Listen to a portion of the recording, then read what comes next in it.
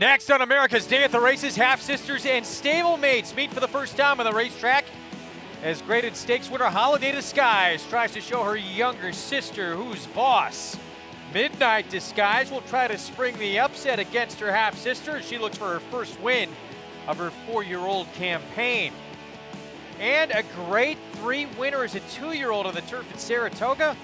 Opry returns to make his 3-year-old debut in a very tough turf event coming up in race 7 today at Belmont. Good to have you with us on Saturday afternoon here in Elmont, New York. It's brought to you by America's Day at the Races, presented by America's Best Racing. For the love of the race, visit americasbestracing.net today.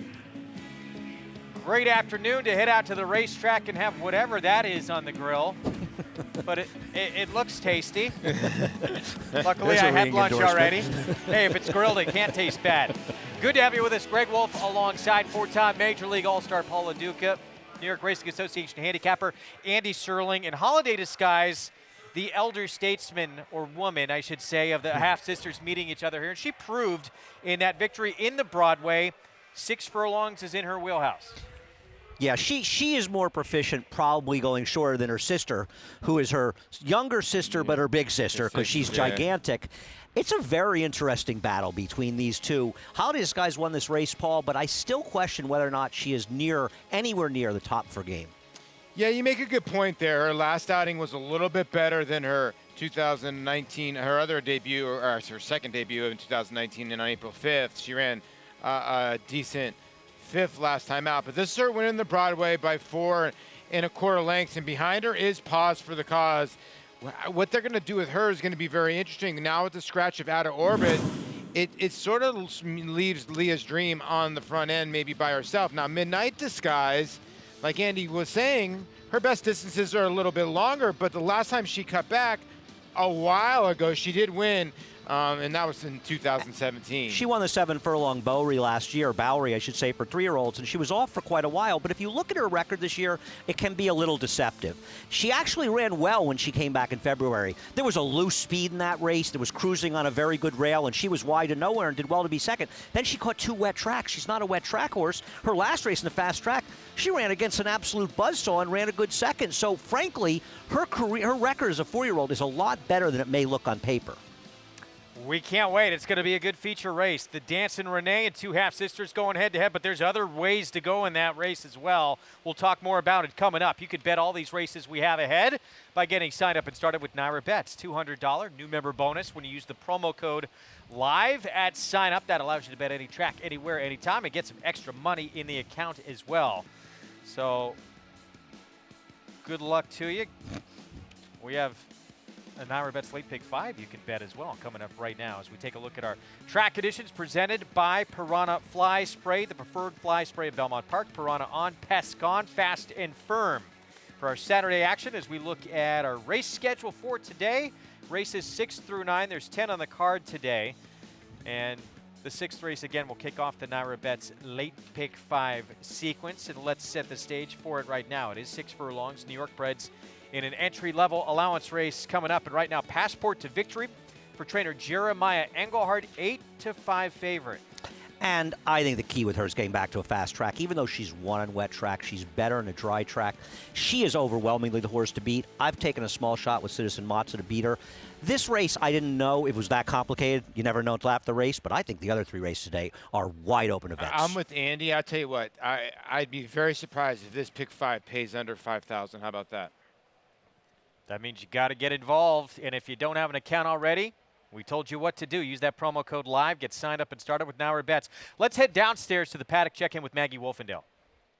And guys, why I think Passport to Victory is much the mare to beat in here. I like what I'm seeing from her. I want to take a look at some other horses, and her chief rival in here is going to be number 3, Citizen Matzo, who can't seem to win against New York bred. She is undefeated at Tampa against Open Company, and now she's back in with New York breds, but on the dirt. And to me, I know she won her first start on the main track down at Tampa, but for me, she looks truly more like a turf horse. I like her. I think she looks great here, but why has her best races come at Tampa as opposed to against New York bred company? I'm just kind of scratching my head too as to why we're in a dirt race. Maybe Connections know something I don't know. As we'll also take a look at number 6, Win the Shake, who has only faced open company races. And I asked Dermot Magner about this. I was, inquiring, was it a factor of them kind of hustling him into open company races or the New York bred races not going? And he said, no, I had every intention of running her against open company. I guess they thought a lot of her. Now she's coming back off of a layoff. I think she looks very fit in here. We'll see how dynamics play out, but like I said, she is fine-tuned to come back here, at least physically looking at her, and run well. Greg? Maggie, thanks. We'll have our post parade here coming up in just a little bit as we take a look again at our current 8-5 favorite. Kendrick Carmouche will be aboard this afternoon, having a tremendous meet. He already is a winner on today's card. And this was back on April 5th. 2 starts back. Came from off the pace, ran third, beat 2.5 lengths on this occasion. I thought she had a good trip in this race. I just think the likes of Spring Drama and Miss Hot Stones, who finished ahead of her, are just better than the horses she faces today. And I think she's logical, and she's supposed to get some pace up front. I look at pace figures, and the 4 and 7 may be the fastest horses early, but one of the reasons I like Citizen Matza is I think that Louis Saya is going to be aggressive with her, and I think she may try to wire the field. So the pace could be a bit contested, and Passport to Victory might fall into the perfect trip. You can get involved with today's action without risking any of your own money each and every day on our show. We have our Showdown Contest. Go to NYRA.com/Showdown. Play for free, but compete for real prizes like NYRA Bets points and see how you stack up against other handicappers. We'll update the standings at the end of the show. Did you play today, Greg? I did not. Okay. But I encourage everyone else to get involved. I played the late pick 5. Yeah, get involved with the NYRA Bets late pick 5. Yeah, 1, 3, 4, 5 in here. I think those are the 4 horses. You have to go short somewhere. 2, 3. Prognostication might be very tough in there, but Extraordinary Jerry was very good last time out. And horse has been okay in Southern California on the turf. 2, 6, 9, and 10 in race number 8. Race number 9, 2, 5, and 6.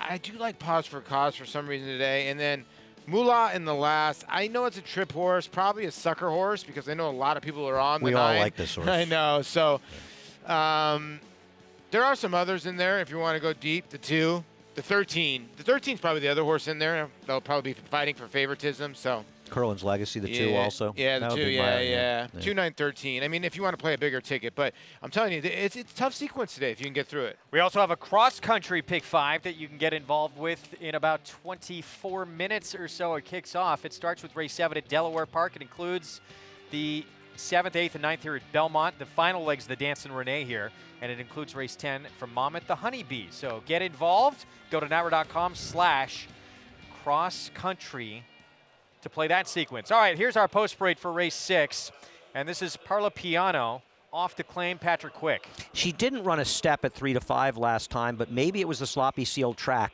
Patrick Quick does a good job, but claiming from Rudy Rodriguez is tricky.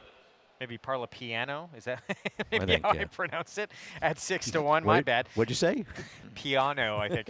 Not About the Nail is at 9 to 1, Sam Camacho Jr. You know, this horse has got some races that are good at Aqueduct. For some reason here, the last 2 at Belmont have been not so good, just over her head. Citizen Matzo, first time ever on a racetrack, was on the dirt at Tampa and was a winner. You're on a roll. Citizen Matza. I'm hoping she guns the lead in this race, actually. That's my hope. That's why I picked her on top. I think her dirt races may be a little better than they look.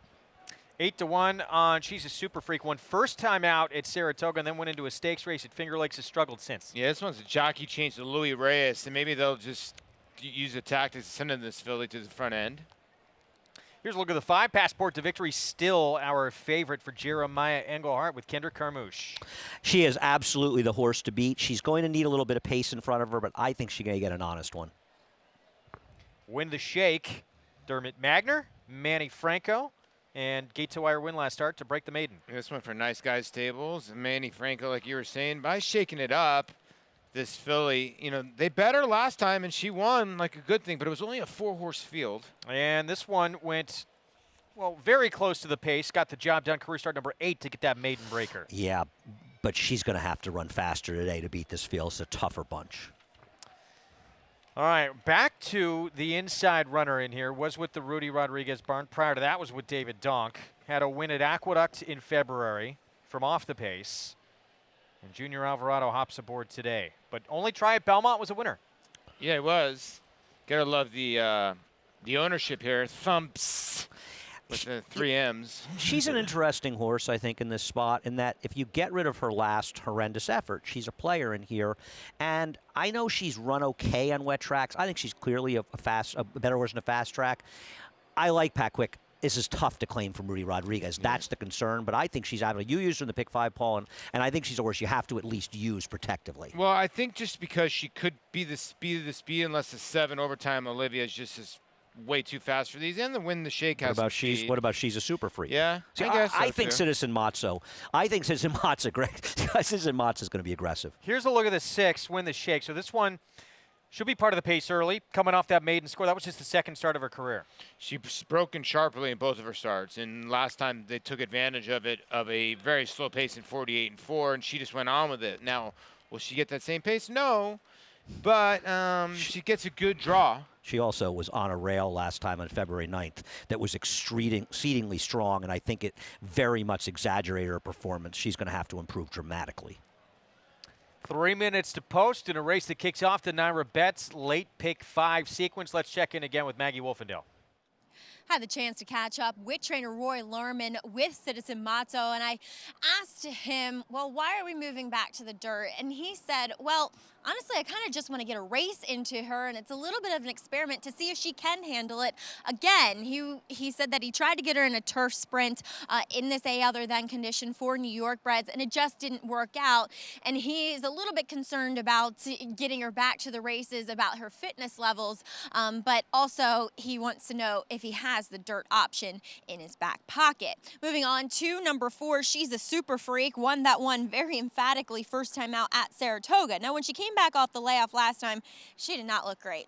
Her coat was long. She didn't look that strong. She was very, very nervous. She got hot and washy. Today, well, she's still on the muscle, that's for sure. She had to have the lead pony with her the entire time in the paddock as well. Her coat has completely turned around. She's dappled head to toe. She looks stronger. Like I said, I don't know if she's a one-hit wonder. She may have been, but she's doing a lot better heading into the second start of 2019 than her first. Number 7 is Overtime Olivia, and just a quick note on her. I don't love her, that's for sure, but goes out for Antonio Arriaga, looking to get her in the winner's circle once again. She has an extension blinker, so covering that outside right eye. I've always said I don't love to see that, especially coming back off the back of a win, and she has that gap as well in between these 2 races, guys. Maggie, thank you very much. Some positives with the 4, who you win by 10 3/4 lengths first time out at Saratoga. As a 2-year-old, you have some talent, and it sounds like looking a lot better here for her second start back as a 3-year-old.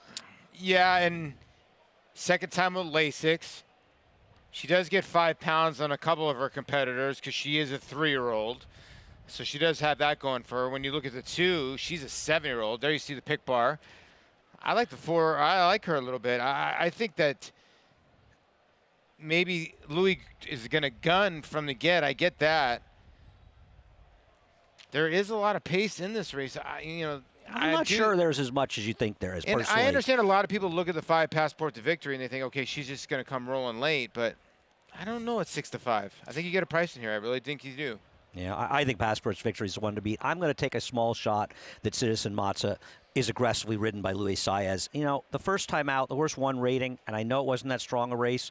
How much worse than some of these was it? And then she came to New York and got caught up in a vicious pace duel in a race that totally collapsed. Roy Lerman's having a crazy year. He's 7 for 17 so far. Now, those races were at Tampa. That's the trainer of Citizen Matzo. But I'm interested to see what this horse comes up here because it's an odd choice to run in the dirt. Because, frankly, she does look like a better turf horse, as Maggie alluded to. What do you think, 9 to 2. Well, the win came at Tampa. It came on dirt first time out, so it worked. So I guess try it again. Yeah, I guess so. What do you do with the 1? Do you rate the 1 or do you go with the 1? No, the 1's probably going to be close to last early, wouldn't you think? I guess so. I mean, I don't know. I don't see, it's sort of tough because she doesn't have the speed to get up So there. then the 3 sits the pocket trip because the 3's quicker than the 1 and the 2. Yeah, I mean, I look at pace figures and she's not fast enough to get the lead. I'm wondering, though, if they're going to be aggressive with her. It's so hard around here because it feels sometimes like one person's aggressive and a lot of people just go, okay, Yeah, we'll let that not. horse go. So we'll see how it plays out. This is a tricky race. I still like the favorite, but I get your thinking, Paul. I could see where you're coming from. I don't necessarily agree, but I see where you're coming from. I get it. I think the one thing that we do know is the 7 Overtime Olivia's got to go towards the front. That's really the one way she you would think knows how to go, and that's how she broke her maiden last time. But Dylan Davis is not one of the more aggressive riders here. Now, he's riding a lot of winners, and he has a win today in the card, but he's not that aggressive. The 4, the 6, the 7 seem like they all want to be aggressive here. We're going to see who gets the lead early on, and that will play a big part in what happens here in this first leg of the NYRA Bets Late Pick 5 pool, closing in on $100,000. Favored throughout the wagering, that one right there. That is Passport to Victory. Looking to collect the 6th win of her career, but her first win this year in 5 tries. She's 0 for 4 coming in. Can she break through with Kendrick Carmouche? Let's send it upstairs to the voice of horse racing's Triple Crown for the call, Larry Collmus. Win the Shake moves into the starting gate. It'll leave the last one to be Overtime Olivia, who comes up to the outside stall. And they're all in line. They're off. She's a Super Freak, started quickly and goes out to the front with Win the Shake and Overtime Olivia in pursuit, 2nd and 3rd. Citizen Matzo is 4th on the inside. Passport to Victory is away running in 5th and 4 lengths off the lead, moving for the turn. The Not About the Nail, and the trailer is Parla Piano. So they race past the half-mile pole. She's a Super Freak, the leader over Overtime Olivia through a 22.56 quarter. They're neck apart on the front end, and now here comes Passport to Victory, making a move on the far turn up into 3rd, and coming up to these pacemakers now. Citizen Matzo saving all the ground behind them in 4th by another 2, as Win the Shake drops back in 5th. After that, it's Not About the Nail and Parla Piano, and they're coming to the top of the stretch. And as they turn for home, She's a Super Freaks off the turn in front. A 45.88 half mile, trying to hold off this competition, but Passport to Victory's bearing down on her. And on the outside of them comes Citizen Matzo in 3rd. Passport to Victory forging to the front. And Passport to Victory is going to go on to victory here. Under the wire, the winner by 3. Up into 2nd was Not About the Nail. And then it was She's a Super Freak and Citizen Matzo. Second win today for Kendrick Carmouche, and Passport to Victory, no doubt about it here. Yeah, she really did grind this field away, and you know what? Kendrick did a good job of keeping her close to the pace.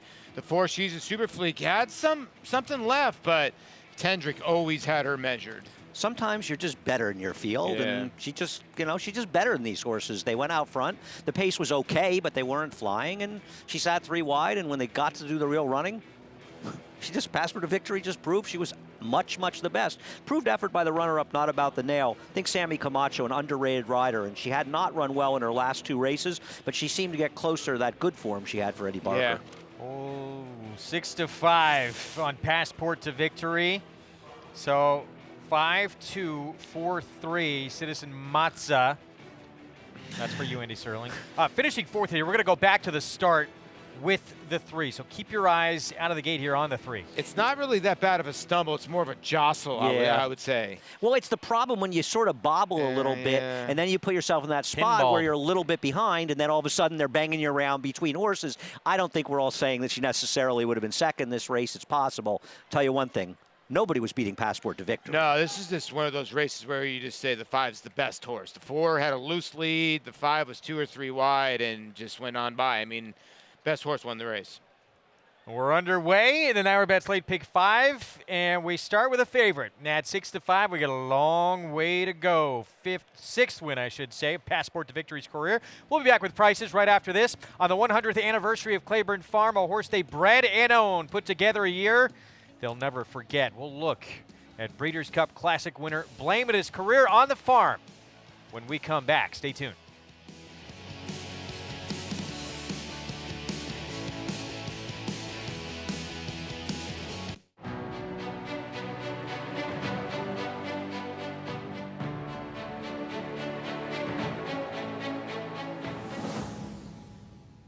Runhappy is simply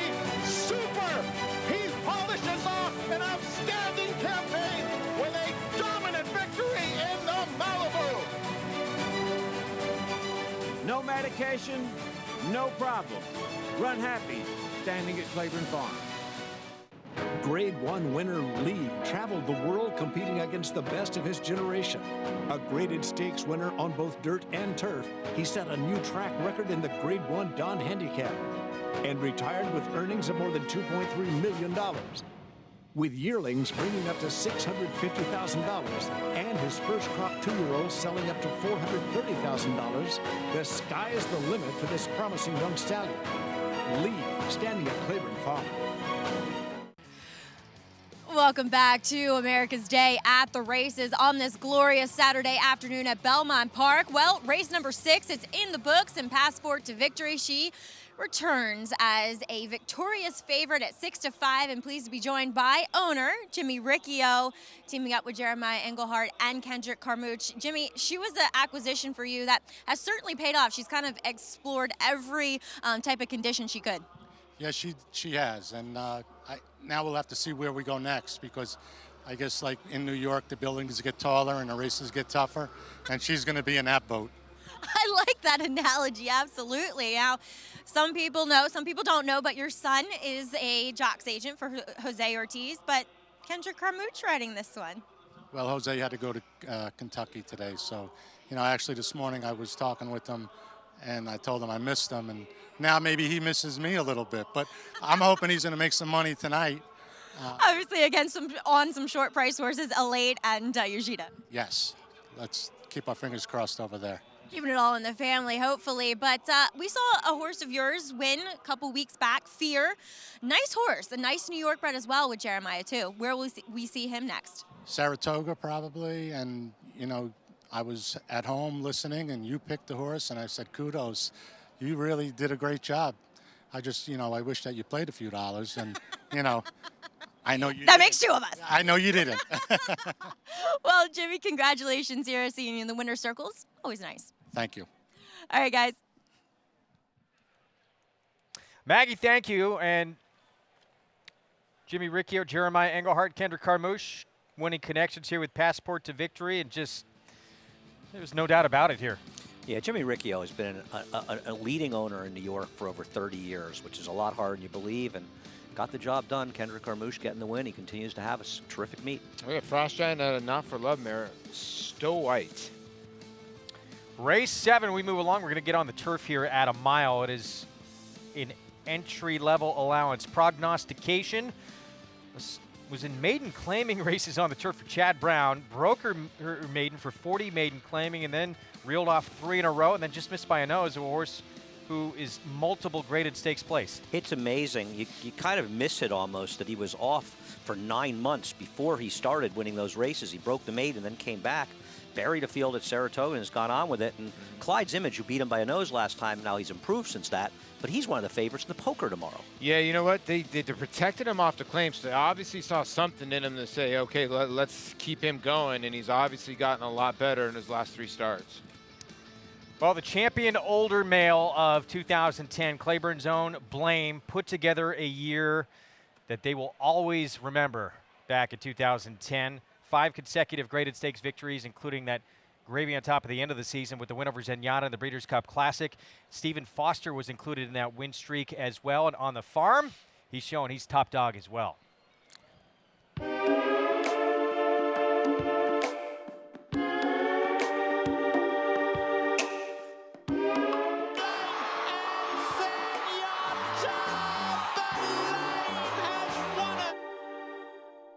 Blame's great. He's if he were human, he'd be captain of the football or basketball team. He's just got that swagger. He's confident in his abilities. Just a nice guy to be around.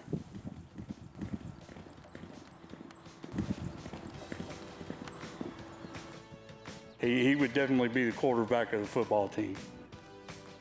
Blame's a very intelligent horse like Warfront. Very good to be around, good disposition, a good breeding horse. Seems to listen to every order that you give him. A beautiful horse, a beautiful made horse.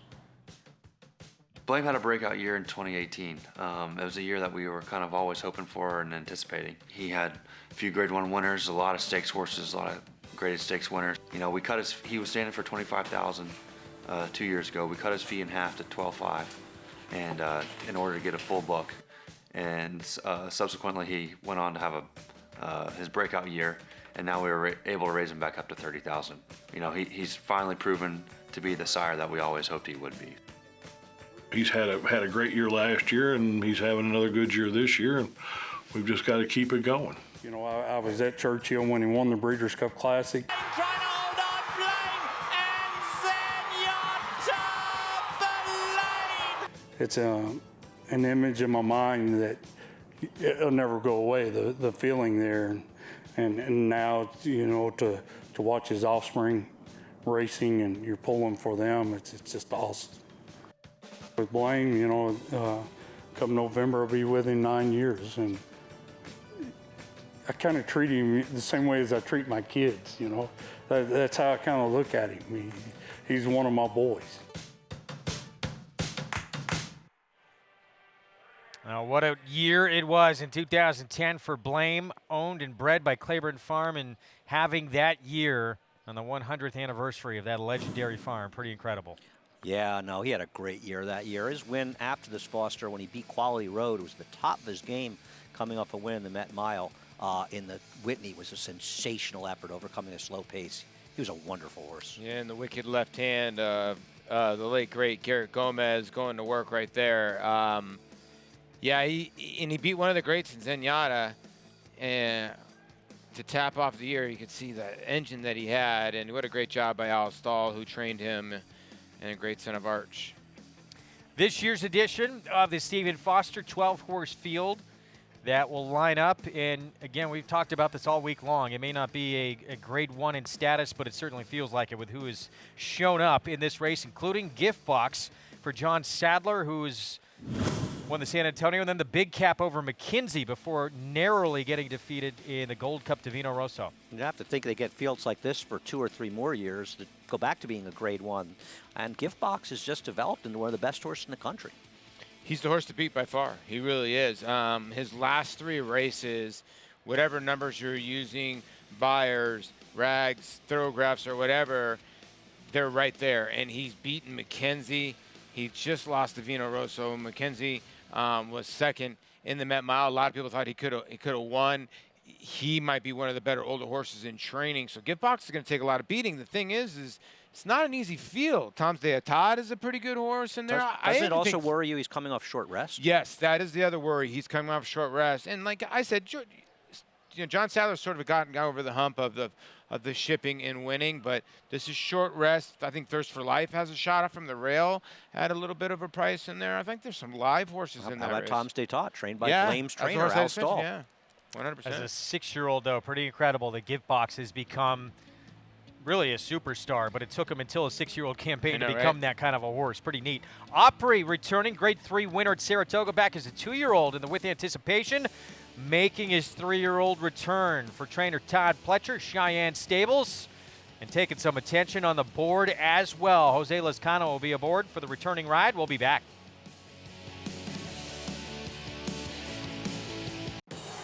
It's America's original sport, and no one covers it better than americasbestracing.net.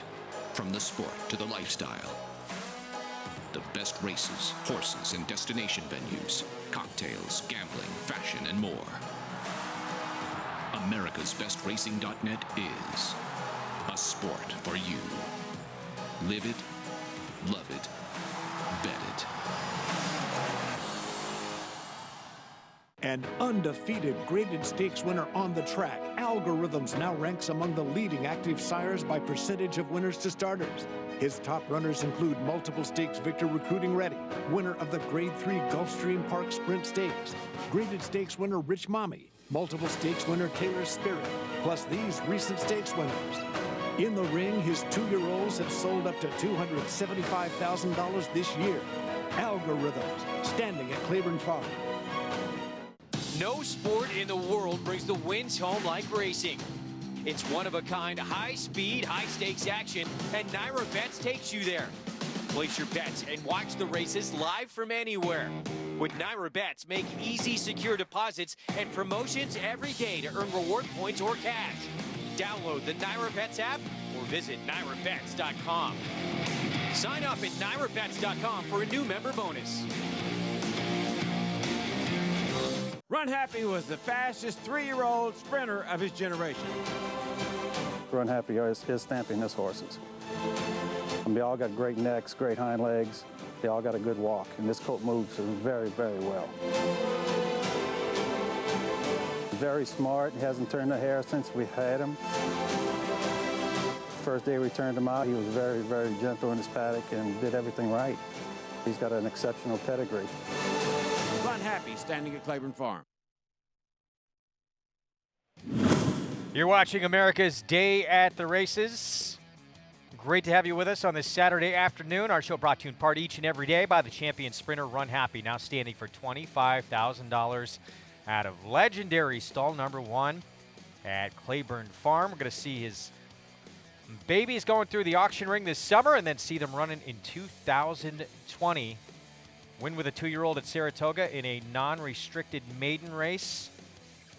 For 2-year-olds, $100,000 bonus coming your way as well, a little extra incentive. Here's a look at Opry for trainer Todd Pletcher. Makes his 3-year-old return to the races. His turf debut, it came in the second start, guys, at Saratoga last summer in the With Anticipation.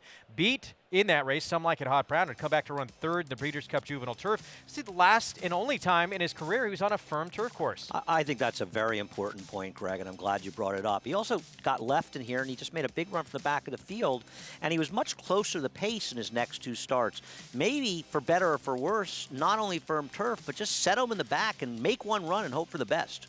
And you get Lascano aboard, who's been hot as a pistol. I know you don't get Javier Lascano, but of the riders that are here today, considering all the stakes racing that's going on at Churchill, you get Lascano, who's a very, very patient rider. Here's Todd Pletcher and what he does off these type of layoffs in turf routes over the last 5 years. 24% win percentage. And he's 8 for 40 with a 299 ROI at NYRA, so he's not just winning these races out of town. He's doing it in New York as well. Well, next store at Post 2, this is probably the one they all got to beat here, Prognostication. He's kind of a neat story, too. We talk about Gift Box getting good as a 6-year-old. This horse was in maiden claiming ranks, and that's where he broke his maiden, and all of a sudden he's turned into a turf monster. He really has gotten good, and I think we've seen a lot from this barn with this, right? They have bricks and mortar. He was off for over a year. Give a horse time, and you give him time, and you can get rewarded for it. He's gotten very good, and Greg, you were talking to me earlier about this. I think you feel if he's able to run back to his previous race or two, he might just be too good for these horses. Yeah, I completely think so. What he's run, at least the last few races, no one's close to him. No, they're not. But they could improve. Yeah, they could. I mean, listen, his last 3 races have been dynamite. They really have. And like I said, they protected him for 40 off a layoff where they could have given him away, and he's just improved and improved. And if you look, he's been a favorite a lot. So obviously he's been flashy in the morning, and maybe he's starting to figure it out. Sometimes it takes the horse a little bit longer, and at age 6, he's gotten very good. Time for a Paddock Report. Let's go downstairs to Maggie Wolfendale. Taking a look at Prognostication here in the paddock. He's one of 3 horses that will be coming back off of their respective layoffs. Looking at him, I'm not thrilled. I mean, at a short price. He comes in here, he's pretty fit. He could look a little better just kind of coat-wise. I mean, it's kind of typical of him. He's never been one that's looked that great in his flesh. I'm just a little concerned. There's some red flags with me, but don't get me wrong. This horse is better on paper than pretty much most of the horses in here. And 2, he's been very consistent on the turf. He's never finished worse than 3rd since moving to the grass. Like I said, there's just a few red flags with me coming back off the bench. Now, number 3, Opry, certainly didn't pick a easy spot to come back in this already graded stakes winner. As a 3-year-old, I just always find it is tough for these 3-year-olds to kind of step up and face older competition. But he comes back here, he's really, really fit, great coat on him. He's incredibly well conditioned, nicely on the bridle. Now, he hasn't changed that much physically, don't get me wrong, too. He was a very good-looking 2-year-old. He's grown slightly, not a lot, but that's okay, because he is such a beautifully balanced individual. As we'll also take a look at one of my favorite New York breds coming back for a 4-year-old campaign is number 8, Morrison. For Joe Sharp. He's so big, he's so handsome, but considering how big and heavy he kind of tends to be, he looks really fit here in the paddock, guys, and boy, he has his game face on. Look at him, he's on his toes, he's bouncing. I have a lot of love for Morrison. Greg? He is 7-1. He's a little dead on the board. He was 4-1 morning line. He's making the 4-year-old return to the races for trainer Joe Sharp. We're going to take a look at him back in action at Belmont at this mile trip. It was back in June of last summer. He was the only one that really hung around. He got beat by Raging Bull. And at the time, Raging Bull, I mean, in this group, it'd still be tough. But Raging Bull's still a nice horse. He was just third in Manhattan last week. He's one of the best turf horses in the country. Yeah. It's one of the reasons I showed this race was to point out that when he runs this good race, he can keep company with some pretty terrific horses. Too, like today. No, he had just won a race, I think, at Aqueduct, right, in a relatively recent start. Well, I mean, April, May, June, off a little bit of a layoff. November, it's a longer one now. But he's going to probably, I would think, send. But here's the deal. I guess it was Adam before. Concel's is not a guy that really will send a horse, but I would think he's got to go. How does he not sit outside of the 5 Dream Friend or have the lead if Dream Friend doesn't go? Especially now, with I the agree. blinkers coming Cancel, one of the reasons that he's riding at a very low percentage is he's very unaggressive. But if you're going to ride him, you got to tell him, you got to be forward, dude. Well, that's a look right there. Manny Franco, he's on the 9 Hobo, and he has the benefit of what a couple of horses in here do not have, like Morrison, like Prognostication, like Opry. He has a race under his belt this year. Yeah, listen, he's okay. I mean, there's a reason he's second choice in this race, right? I mean, he ran well enough last time. One thing about Hobo is he just seems to run well every time, right? I mean, he's pretty consistent. He is. He comes from way out of it, too. Here's Opry's. We start off our post parade, so 7-2. Jose Lezcano aboard for this horse's 3-year-old return. He likely goes up in price, so 5 or 6-1 might be fair on a horse that showed some flashes as a 2-year-old, and firm turf may help him. Prognostication started to blossom as a 5-year-old, and again, he just missed by a nose to a horse who was third in the Grade 1 Turf Classic on Derby Day. And your favorite for the meet's leading trainer, Chad Brown, the son of Majestic Perfection. Extraordinary Jerry at 6-1. Junior Alvarado. Todd Pletcher with another one in here. First time on the grass for Todd Pletcher, and he's a horse whose California form makes him good enough, but we often say, are the California turf horses as good as the East Coast ones? Dream Friend, the 5-horse, is going to get on the turf for the first time, and blinkers come off after they have gone on, off, on. Now they go off again. Supposed to be the speed. He's got a real turf pedigree. He will have to move forward first time on the grass to beat these. Lead him at the gate, 21-1. Two-time winner on turf for Leah Giramati. This is a horse who keeps running the same kind of race, and last time the good ones have been at Saratoga, so maybe wait till we get there. Took a little while, but 7-time around. Dropping in for a tag. Karam for Bobby Robato broke his maiden at Belmont. Nice win against a very tough maiden 75 field, but he moves up into a much tougher winner's field. The aforementioned Morrison back for his 4-year-old return, and he brings some pace to the party. Yeah, a couple of his good races have been off a tiny bit of freshening, and he gets one today. Eric Cancel will be in the irons. And Hobo David Donk, Manny Franco, his second start back of his 5-year-old campaign. And he is getting bet strongly. What can you say about this New York bred? He is just ultra consistent on the racetrack. Todd Pletcher with a pair of runners in this 7th race. Let's go downstairs to Maggie. And joined by Todd here in the paddock as we'll check in, Todd, with your greatest stakes winner. That's Opry down on the rail, bringing him back off of a layoff. He was a horse that may have surprised some, but did he surprise you with jumping up and winning with anticipation and therefore his maiden too last year? No, it wasn't no surprise. We liked the way he had been training, and he'd run pretty well in his initial couple starts, so we weren't shocked. I don't think he cared for the soft ground at the Breeders' Cup, but we've always thought he's a quality horse. How is he training into this one? He's been training well. I think we have him fit and tight, and he should, he's the type of horse you'd expect to run well off the layoff. Extraordinary Jerry and Florida bred. Now, talk about the decision to bring him up here facing this other than kind of field as opposed to leaving him in Florida, because I know you do have horses down there as well. Well, we felt like, he still had the preliminary one other than a restricted allowance condition left, which has a great purse here, and not a whole lot of Florida bred options for him. So we're looking forward to getting him on the grass. He's been training well. All right, Todd, well, best of luck with both of yours. Thank you.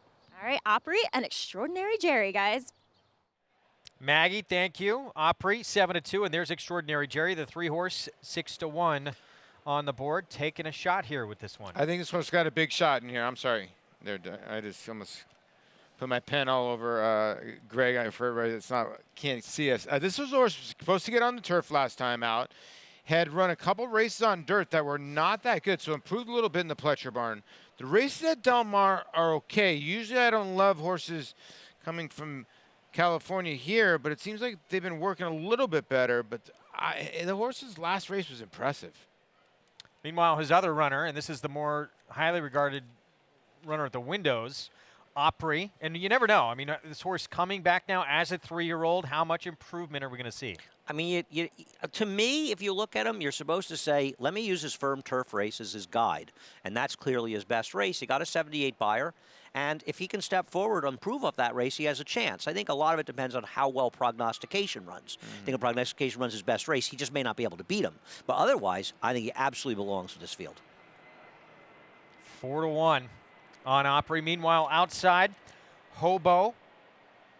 And he usually shows up and usually runs a very good race. The thing about Hobo, if you look, he hasn't seen a firm racetrack since September of 2017. All of his races since that long layoff have all been on a yielding or a good course. But like Andy said, he runs the same race. He's going to run it upside down, like I always say, from way out of it. Mile and 16th, he showed a little bit more speed. The slower the pace, he's got the best kick home. Might be okay for him because he can stay with intact because he's going to come running. It's just, is he good enough at age 5? If he runs that same race he ran last time, he'll be right there. Looks like he's feeling good here this afternoon. He takes even more play now, down to the shortest price that he has been in the wagering now, second choice on the board.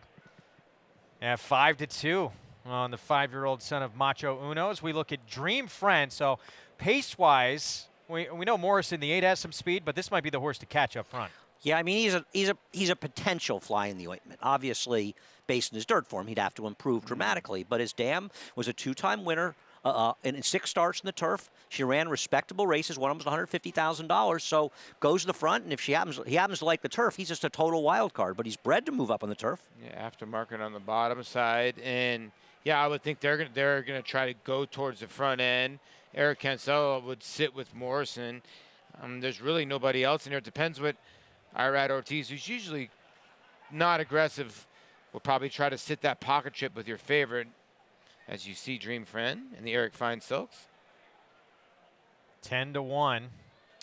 Turf debut for the son of Ghost Zapper as you look at the favorite. So here's Prognostication. We know how good this barn is at getting horses to run as good as they're capable of running off the bench. So we'll see what this horse can do now as a 6-year-old. Are you surprised he's not a shorter price, or do you think it's such a competitive field and that's why he's this big a price? That's I thought we might see even money. Yeah, I thought so too. I thought maybe 6-5, 7-5. He just went to 5-2, and I think that's not a great sign, especially these Chad Brown horses, the way they get bet. But I guess from this barn, they're dangerous. But I have to think he's a little chilly on the board, given how strong, how well he's run. You know, when you look on paper, Andy, don't you think that the 3, the 8, and the 9 all have a race that can compete with the 2? I do. I think Greg Moore, looking at the sheets, thinks he's just an overlay in this. He's a layover in this field. Yeah, I mean, there's the question mark too, though. I mean, is he going to be as good as he was coming back now at 6? We'll see. Maybe some others move forward, particularly a horse like Opry has a lot of room to move forward. Coming back as a 3-year-old now. Let's go downstairs to Maggie for more. And I kind of like the confident vibe I got off Todd in regards to number 1, Opry. But let's take a look at his other horse, number 3, Extraordinary Jerry. I love the return to the turf. Obviously, that's where his best races have come. And he looked great. He looks super fit. I mean, he's kind of second off a layoff, if you will. And to me, he makes a lot of sense. And 6-1 is a fairly generous price on him. As number 5 is Dream Friend.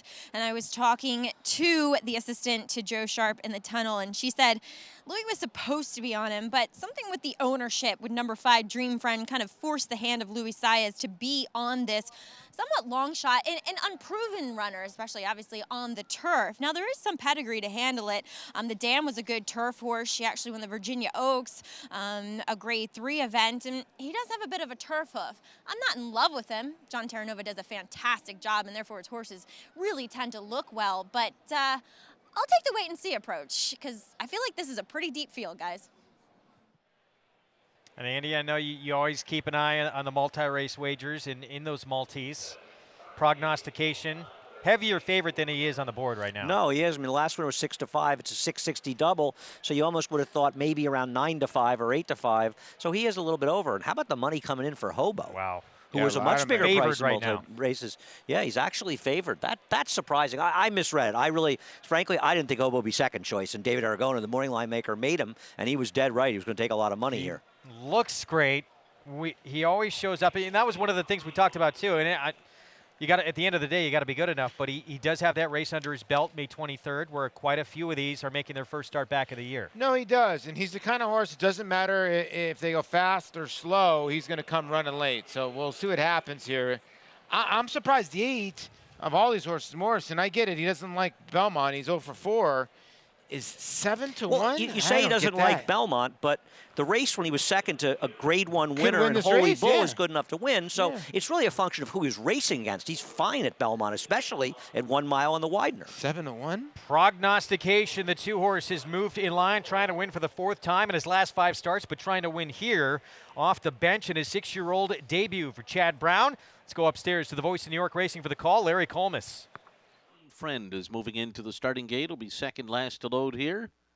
And Hobo will take the outside stall. They're all in line.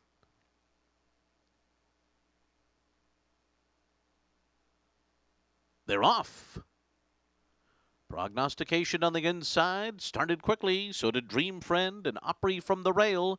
These 3 out to the front. And they're followed by Morrison on the outside of Karam, who sits back and runs along in 5th position early on. And then comes Extraordinary Jerry. Hobo is at the back with Leave Him at the Gate, and they're 8 lengths off the lead as they head up the back stretch, where it is Dream Friend who's taken charge. Morrison second on the outside, pressing the pace over Opry and Prognostication, 23.45 the quarter. Karam is 5th on the outside and racing 3 lengths from the front and just ahead of Extraordinary Jerry. Leave Him at the Gate is down on the inside, and the trailer is Hobo. So they're racing for the far turn. 8 lengths continues to separate the entire field here, and Dream Friend leads Morrison by just ahead as they enter the far turn. Prognostication, 1.5 lengths behind them, surrounded by Opry from the inside and Karam from the outside. And Hobo is beginning to unwind from the back of the pack, going 3 wide around horses. And then comes Extraordinary Jerry and Leave Him at the Gate. 46.51 was the half. It is still Dream Friend and Morrison.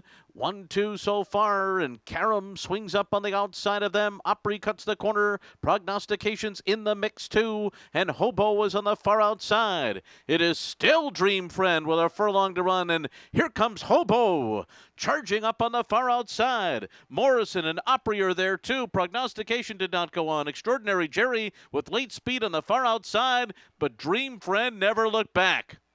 Won it by 1.5 lengths. Opry was in a photo with Hobo, 2nd and 3rd. Extraordinary Jerry finished 4th. Dream Friend, first time on the turf. Andy, you talk about this horse having some pedigree for the grass, got to the front and kept on going. Man, he was the wild card. He got away with a relatively very slow pace, and he was able to keep going.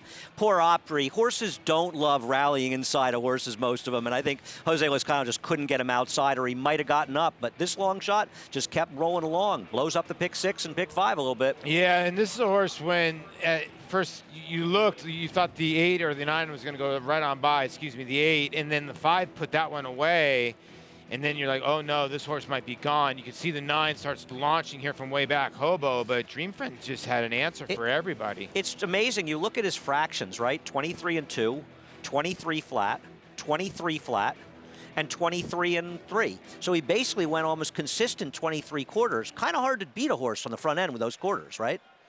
133 and 1 final time, and I believe Opry actually held off Hobo for second. He did. He just didn't seem like he wanted to go through on the inside, and so often the best trip in turf racing is save ground and pop out and make that run, and I mean, Jose tried to do it, and I don't know what else he could do from his rail position. A little unlucky, but you can't knock the winner. He ran today. It just shows you a horse they paid $400,000 for was even money first time out in the Todd Pletcher barn, and might have found a new career on the turf course. And obviously the favorite did not do any running in this race. He ran a poor 8th. I think Hobo ran a remarkable race when you consider the pace and the dynamic of the race to come from last. Yeah, that money was right on him. He ran his race. Let's look on the inside there, back in 3rd right now. That's Opry down on the fence, making his 3-year-old return. And you could see that Jose wants to go outside, right? But he realizes he can't. And even late stages, he's going, oh, I want to get outside. No, I can't. And he just was dealt a bad hand, and sometimes you're unlucky. But Hobo, I mean, I don't care if he finished third. He delivered. He really ran big. And he does hold off the 9 Hobo. Much more experienced Hobo for the win. 5-1-9-3 finish. We'll have the prices when we come back. We'll set up race 8 as well. And we'll hear from Kentucky Derby winning trainer Graham Motion on his philosophy of giving back to the equine stars who have given him so much over the years. We'll have that story next on America's Day at the Races.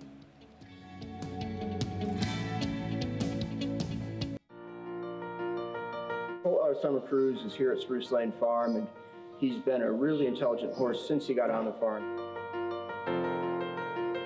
He's just got great balance and presence. He's got a really good mind, and he does everything that we like to do so far. The plans with this colt are probably to take him to Saratoga or to Keeneland Book 1 or 2. He fits those. We paid $250,000 for him, so he was an expensive horse, but that's where he belongs. Runhappy, standing at Claiborne Farm. No sport in the world brings the wins home like racing. It's one-of-a-kind, high-speed, high-stakes action, and NYRA Bets takes you there. Place your bets and watch the races live from anywhere. With NYRA Bets, make easy, secure deposits and promotions every day to earn reward points or cash. Download the NYRA Bets app or visit NYRABets.com. Sign up now for a $200 new member bonus with promo code LIVE at NYRABets.com. You're watching America's Day at the Races, and we just had a bit of an upset winner as Dream Friend takes race number 7, first time on the turf. I'm pleased to be joined by winning trainer John Terranova here in the winner's circle. And John, as we both said, he had the pedigree to handle it. Yeah, he sure did, yeah. I mean, the mare was a nice turf runner. She won the Virginia Oaks, and he's got a lot of turf on the female side. He's always trained like a quality colt. We've always thought that from the very beginning. And we specifically pointed him for the turf, you know, given his last race was so poor against winners. But just had a heck of a time getting him in between the weather and just getting the right race to go at the right time. He's been ready for a little while now. We've been sitting on him and just waiting for this opportunity to run him. So worked out well. It's definitely paid off, and I know that you said, Louis, you must ride this horse as well. Oh yeah, I told him, I was adamant about it. I said, you know, this horse, you know, fortunately we got a chance to breeze him on the turf a couple weeks ago, and I worked against a really quality filly that we have, and he was right there with her and did it well. So we knew he'd take to it. It's just a question of, you know, a little bit of layoff and inexperience, and you know, first time getting out of here, you never know, and the mile. But you know, he's bred to run longer, and I didn't think that'd be a problem. We had him really tight, and like I said, he'd been ready for a little while, so we've just been sitting waiting for the right race to go. We had to be excited. Saratoga around the corner.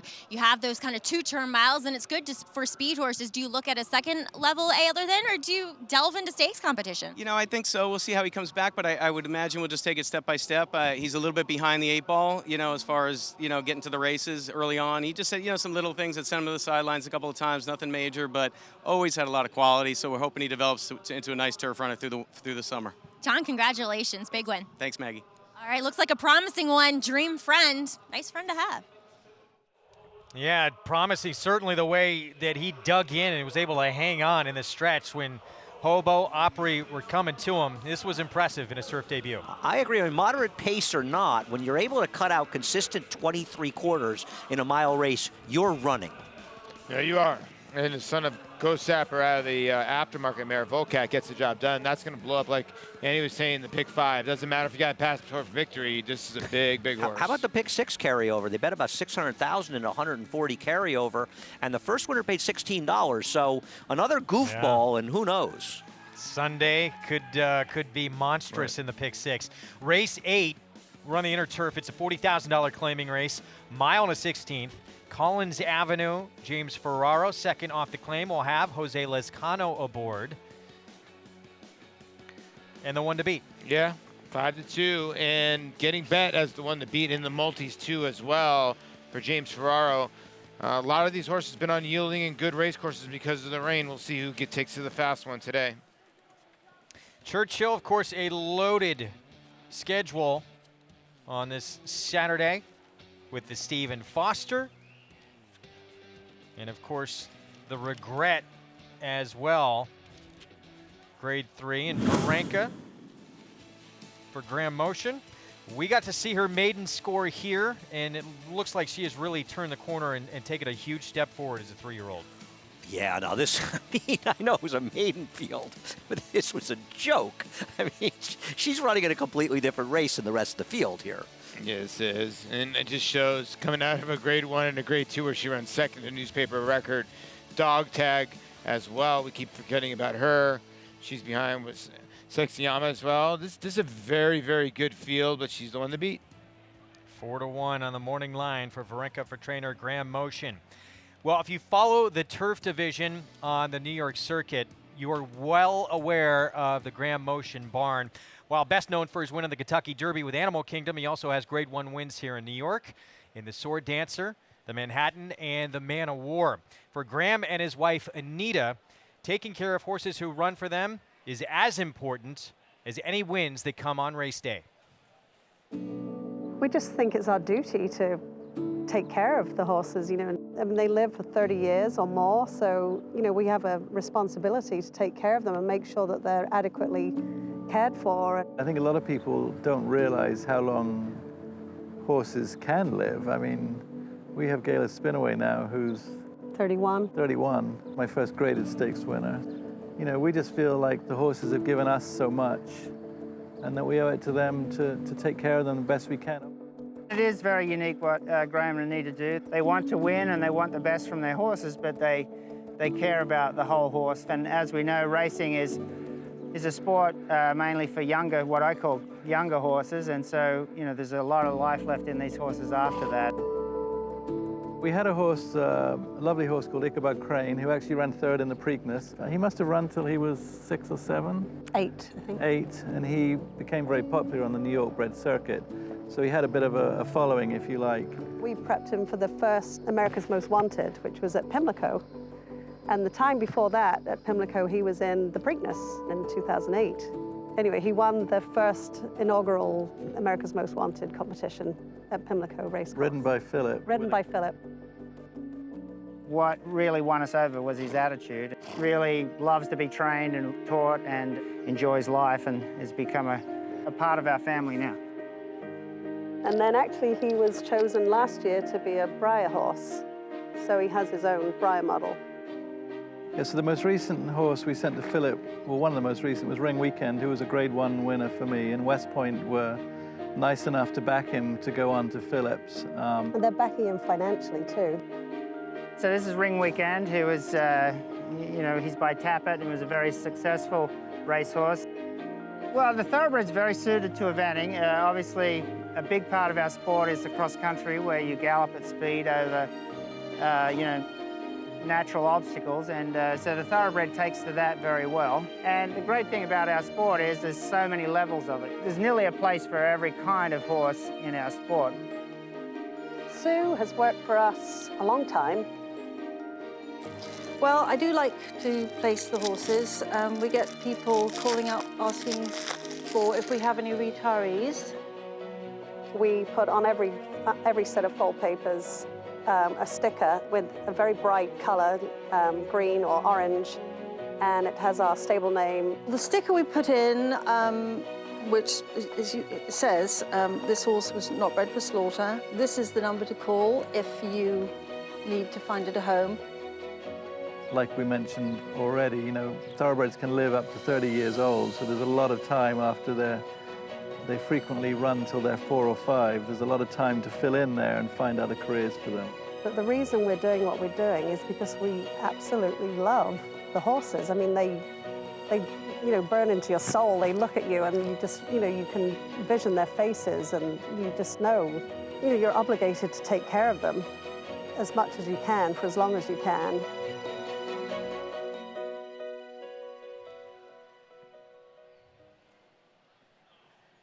Well, the horse that you heard Graham and his wife talking about at the beginning of that piece, Graham just tweeted out earlier this morning, Gala Spinaway, they lost him today. There's not enough room here to explain what he meant to Anita and I, so I'll try below. I'll just give you some of the highlights. This is a horse that gave Graham his first graded stakes win back in 1993 in the Grade 3 Polynesian at Pimlico, the horse who kind of got him going. Graham says, without him, I may not be where I am now. He was as cantankerous as Better Talk Now. And to my team, he was known as the pony. If they only knew. R.I.P., old boy. Of course, when Bernie Bond, the trainer, passed away, Skip Levitin and his wife Gertrude, they got a bunch of phone calls from trainers who wanted to take his place. They decided to stick with an unproven 29-year-old assistant of Bernie Bond, Graham Motion, and the rest is history. Yeah, I mean, there are a lot of great things about racing, and I think we all love racing deeply, but it's also the people you meet along the way. And to get to know people like Graham and Anita Motion, you feel lucky to be involved in the game. They're those kind of people. They really are. I mean, I've gotten meeting Graham several times in Kentucky. He couldn't be more gracious as well. Actually, has taken me to dinner a couple times and has always got the time to say hello. And he's a superstar trainer that doesn't act like one. And what they do for the horses, right? I mean, Ichabod Crane, right? Incredible. What a cool horse. Cool, yeah. He's been really good with his second career after racing. You It's can just wonderful. tell the love they have for these runners, and when they're done with their careers on the racetrack. Took the bullet train with Graham and Anita to Kyoto. Really? Years ago. That's cool. When they had a horse running, in the Japan Cup. 8th at Belmont. Coming up next, we have a very competitive group. Going on the turf here, we're 15 minutes to post, and this one coming up, still favored outside Collins Avenue. You know, Collins Avenue ran very well in his last start, where it was a pace that completely held together. Now was just in front, and really Collins Avenue is the only horse that made a reasonable run when he was closing. But if you like Collins Avenue, how do you not like Tallman Park more? Tallman Park finished just a length and a half behind him, and as you can see from the start, he spotted him a lot more than that at the break. Yeah, and for Tallman Park to have made as good a close as he did, considering they were absolutely crawling up front, is remarkable. Now, I'm not saying he has to win, but I'm looking at the board right now, and Collins Avenue, who can absolutely win this race, is 5-2. But how could Tallman Park, it's a rugby park in Ireland, how could he be 7-1 relative to 5-2, given he spotted the field that much? And it's not as though he's a horse that's gotten left in the gate repeatedly. It just feels like his last start was an aberration. Yeah, he starts to flatten out here a little bit on his wrong lead because he make has that run to get there. Yeah, so he had to run all the way to get there. You're right. So, and also you look at this race, Honorable Heroes, the horse is going to finish third in here. In the race, but he doesn't do much. He's just sort of running into place. Well, go ahead. No, he's close to the pace, Honorable Hero. I'd also say with Tallman Park as well. I mean, if you go back to those Tampa races, he was a lot better there. Those were firm turf courses, and again, he's not got a firm turf course since he's come to New York. So I wonder, getting back to firm turf, is he going to wake up again? I think it's always a valid point. I mean, look at Opry, right? Yeah. He may not have won, but he obviously ran very well, and turf condition is something that's underrated and very important. 7-1 on him right now. Eric Consell will be aboard for Mike Maker. Time for a Paddock Report. We're going to send it downstairs to Maggie Wolfendale. Taking a look at Tallman Park. Sorry, Andy. He's a horse I liked a lot last time, but he put the blinkers on again for his first start for trainer Mike Maker. And sometimes when you do that, I'm not sure why it happens, but that's when you'll see a hesitant start because they don't see the rest of the horses breaking, and that's what he did. Now, physically, I like him a lot here once again. He's third off of a layoff. He's stringing races back to back, and physically, it actually appears to my eye that he's thriving on racing. He puts on this muscle mass. He's carrying his weight well, considering he's doing a lot of running in the last month and a half. So I want to give Tallman Park another try here. Hopefully he gets himself out of the gate. Now, honestly, the horse that looks best and looks not necessarily overmatched here on paper, but just doesn't look quite fast enough as several of these, is number 8, Spinning Kitten. Now, he's won that second off of a layoff here for Danny Gargan, gets back to firm turf, as you guys were talking about. He looks fantastic. He's really, really fit. He's nicely on the bridle. Sometimes you see these Kitten's Joys getting a little hot, washy, and wound up, but he's uber confident here and just a resplendent coat to him. I want to give this horse, he's going to offer a little bit of value for a ever dangerous combination of Danny Gargan and Kendrick Carmouche, guys. Yeah, one first time out at Gulfstream, second try here at Belmont for Spinning Kitten. 5-1 on the board for the always dangerous trainer Danny Gargan. We're going to take a break. We'll have the post parade from race 8 when we return. And of course, New York Bred's taking center stage. Still to come in the Dancing Renee, Half Sisters, Holiday Disguise, and Midnight Disguise. Meet in the afternoon for the very first time. Who will steal the spotlight? That to come. Stay tuned. This proven son of Giants Causeway has sired 4 millionaires, including Claiborne Farm stallion Lee. Recent top runners include Cutting Humor, winner of the Grade 3 Sunland Park Derby, plus 3-time graded stakes winner Sharp Samurai, and international star Shamal Nibras. This year, his 2-year-olds have brought prices up to $310,000. First Samurai, standing at Claiborne Farm. Practical Joke was all business. He won the home. Practical Joke always showed a lot of ability. He showed a lot of heart, a lot of determination. Right from the first breeze, he identified himself as one of the best in his crop. Practical Joke down to the wire, the Champagne.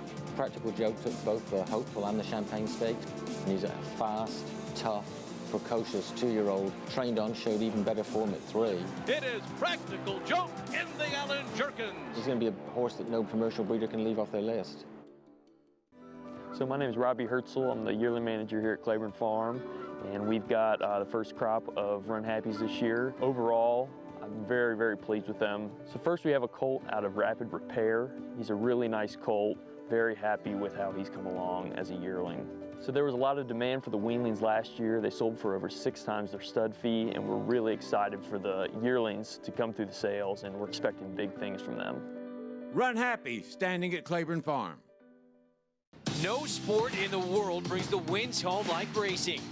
It's one-of-a-kind, high-speed, high-stakes action, and NYRA Bets takes you there. Place your bets and watch the races live from anywhere. With NYRA Bets, make easy, secure deposits and promotions every day to earn reward points or cash. Download the NYRA Bets app or visit NYRABets.com. Sign up for a $200 new member bonus with promo code SPRING19 at NYRABets.com. Back on America's Day at the Races. Great to have you with us on a beautiful Saturday afternoon here in Elmont, New York. I want to remind everyone, get signed up, started, play along with all these races we bring you each and every day on the show. With NYRA Bets, $200 new member bonus when you use that promo code LIVE at sign up. Bet 200, you will get 200 to bet any track, anywhere, anytime. And we have our post parade coming up here for race 8. Again, 1 mile and a 16th on the inner turf, $40,000 claiming race. And we're going to see Americano, and here is the 3-year-old son of Tiz now for Ray Handel. His best chance is to try to wire the field in here, but even with a pace advantage, he may not be good enough. Here is Tallman Park, named after that famous rugby park over in Ireland, for Mike Maker, Eric Consell. With the right trip, can be forwardly placed and sit a good trip. Just might need some running room down the lane. Honorable hero Gary Contessa, Irad Ortiz Jr. at 5-1. Very consistent, a third and 2 seconds in the last 3 turf starts. Needs to get over the hump, though. False info on the board at 11-1 for Bruce Brown. I didn't run badly last time, but basically ran in place in a slow-paced race. Calamity Katz got his maiden-breaking win via DQ last out. Yeah, and it was a good race. He improved a little bit for Falcone, and Rajiv Mirage looking for a winner on the card. 6-1, getting bet. Maggie's husband, Tom Morley, has a horse on the improve. Impossible odds. Big win last start. Comes off a very impressive win last time against Lesser, but he's not impossible in this spot. Spinning Kitten, we talked to before we went to break for trainer Danny Gargan. He'll have Kendrick Carmouche back in the irons. Obviously beat a weak field first time out, and then last time just sort of ran around in a circle in the same spot. Looked for a little bit more improvement, though, today. Dakota's Dude, he had some good form back as a 2-year-old at Gulfstream on turf. His trainer, Jorge Abreu, does a very good job, but he gets the horse from Jason Service, who's a tough guy to improve on. And here is the horse who's been favored throughout. Collins Avenue, James Ferraro, Jose Lizcano. There's 3 fillies in here, the 1 and the 9. They're long shots, and the 10 have all won 2 races, and this is one of them, excuse me, geldings or colts. We're going to take a break. We'll have the 8th for you from Belmont when we come back. Nice crowd on hand here on this Saturday afternoon here in Elmont. 8th coming up, our feature of the Dance of Renee still to come on America's Day at the Races. Stick around. No sport in the world brings the wins home like racing. It's one-of-a-kind, high-speed, high-stakes action, and NYRA Bets takes you there. Place your bets and watch the races live from anywhere. With NYRA Bets, make easy, secure deposits and promotions every day to earn reward points or cash. Download the NYRA Bets app or visit NYRABets.com. Sign up at NYRABets.com for a new member bonus. Runhappy was the fastest 3-year-old sprinter of his generation. Runhappy is stamping his horses. And they all got great necks, great hind legs. They all got a good walk, and this colt moves very, very well. Very smart. He hasn't turned a hair since we had him. First day we turned him out, he was very, very gentle in his paddock and did everything right. He's got an exceptional pedigree. Runhappy standing at Claiborne Farm. Back on America's Day at the races, Greg Wolf, Paul LoDuca, Andy Serling, Maggie Wolfendale with you as we get set for the 8th race coming up here at 1 1/16 on the turf. And taking a look at Honorable Hero here for Gary Contessa, coming off a 3rd place finish behind, just a neck behind Collins Avenue last start. And he's run competitively in a couple of straight races, and he's run well in all his 3 races. I think he was flattered by the fact that it was a slow pace last time out, and this is one that's run well on turf with give in it, Greg, and now he gets a firm turf. Do you wonder if maybe he excels on a turf, a little more give, or maybe he'll run better on a firm turf? We shall see. Yeah, ran yielding turf course where he picked up that maiden score victory. As we take a look at the 6 in here, Calamity Katz. And again, moved up via DQ last time out at Belmont Pauley at 1 1/16 last out. Yeah, and was it warranted? I think it was. I think he might have been going by it that day, and he was 11-1. He wasn't the one fouled. Yeah, the actually, other one was fouled. He got put up via DQ. 3rd place finisher was fouled as those horses were going for a hole, so he was lucky. But he still ran fast enough to win here. I think he did. You know, the worry is you just don't like to take a horse that has never crossed the wire first. And then you got a couple horses here that have won multiple times. But he has a couple races, even that other race at Gulfstream for maiden 35, that fits in here very well. 7-1 on Calamity Cat with more. Let's go to Maggie.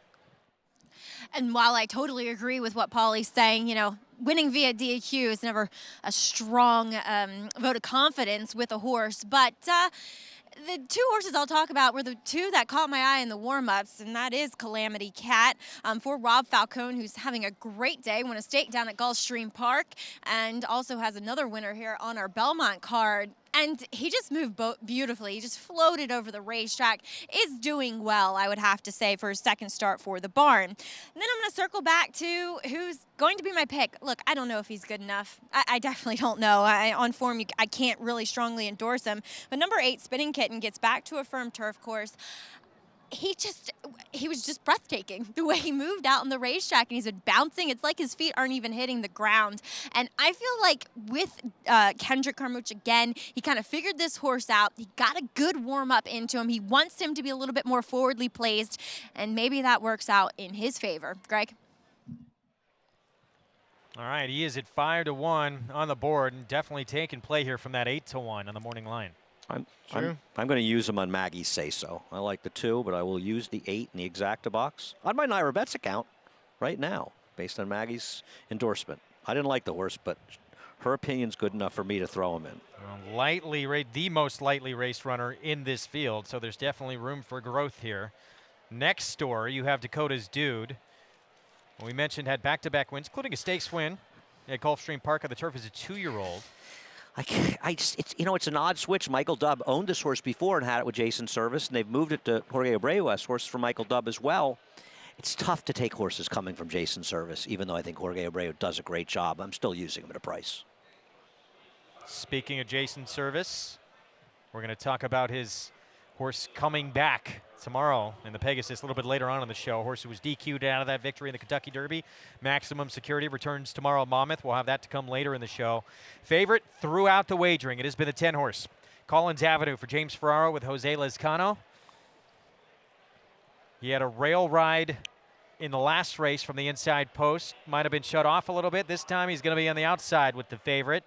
There he is, leading rider at the meet, having a tremendous spring and summer here in New York. Riding with so much confidence and on the horse to beat here in race 8. Let's send it upstairs to the voice of New York racing for the call, the 8th from Belmont. Here's Larry Collmus. Sinfo goes into the starting gate. Here's Spinning Kitten, waiting for Dakota's Dude and Collins Avenue to complete the line. Dakota's Dude going in. There's Collins Avenue up to the outside stall. Steps forward. And they're all in line.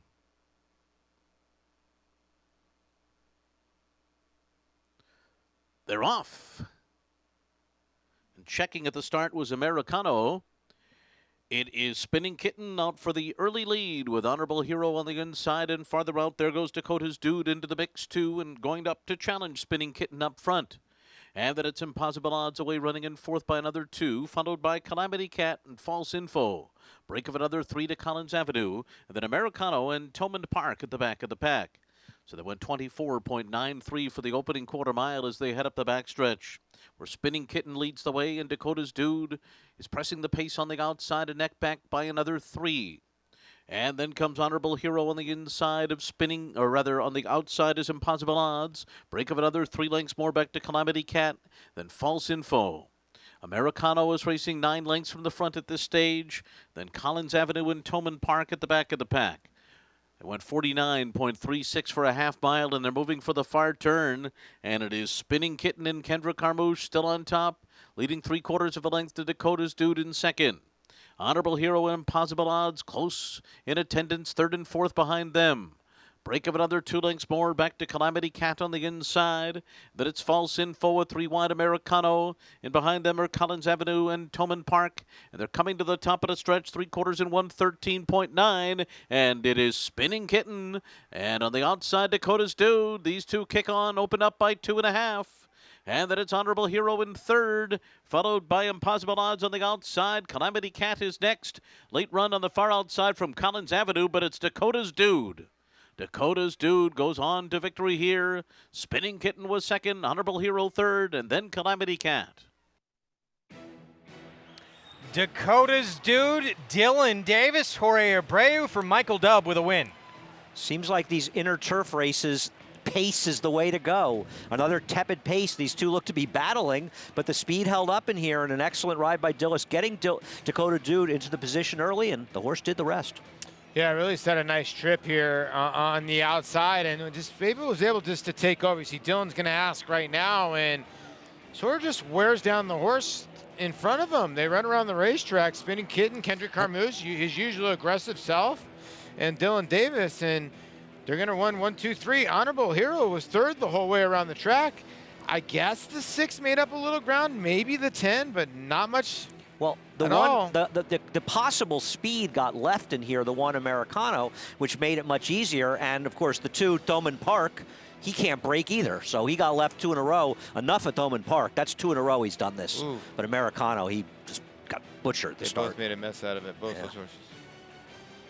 Now that really impacted the pace here in this race. Another look down the stretch, and with these two pretty much all the way around the racetrack, in the end, another gear for Dakota's Dude. Picks up the 3rd turf win of his career, moving to the Jorge Abreu barn. 9.846 finish. Michael Dubb knew what he was doing. Moved this horse into Jorge Abreu's barn, got it done. He's been it's a doing big price in this it, horse. making a lot of the right decisions on this circuit for a long time. So where does the pick 6 stand now? Oh. I mean, we've got a parlay right now that's, I mean, I think it's about over $5,000 after 4 legs. Even if a favorite wins the next, probably 2 to 1-ish, right? You Talking call about it 15, already? and well, I'm saying that what if it's probably going to be hit, but if a little bit off the beaten path wins the next race, and then a bomb wins the last, we were looking at a monster carryover for Father's Day. And that last race is wide open. Dakota's Dude, double-digit odds here, 10 to 1. We'll be back with prices right after this. And when we return, we're going to talk to Grade 3 Poker on Sunday. That is the morning line favorite for Barkley Tag. The man who just won this race, he'll be aboard. Dylan Davis has the mount on Dr. Edgar tomorrow. We'll be back.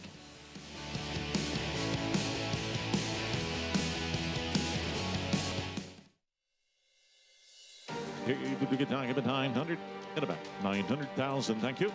He struck me as a classic distance type horse.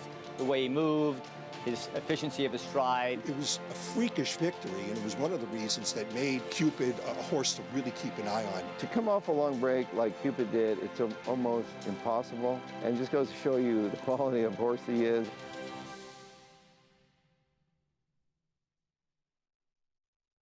No sport in the world brings the wins home like racing.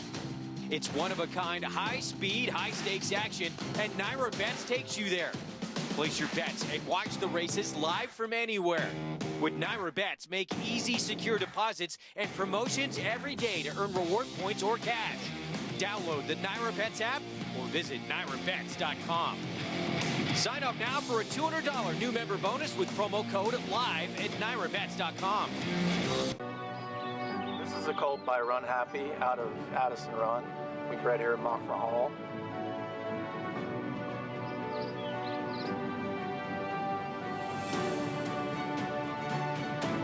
Well, he's a big, strong, good bone, big old hip on him.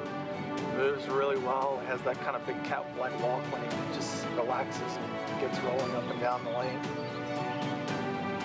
Runhappy, standing at Claiborne Farms. It's America's original sport, and no one covers it better than americasbestracing.net. From the sport to the lifestyle, the best races, horses, and destination venues, cocktails, gambling, fashion, and more.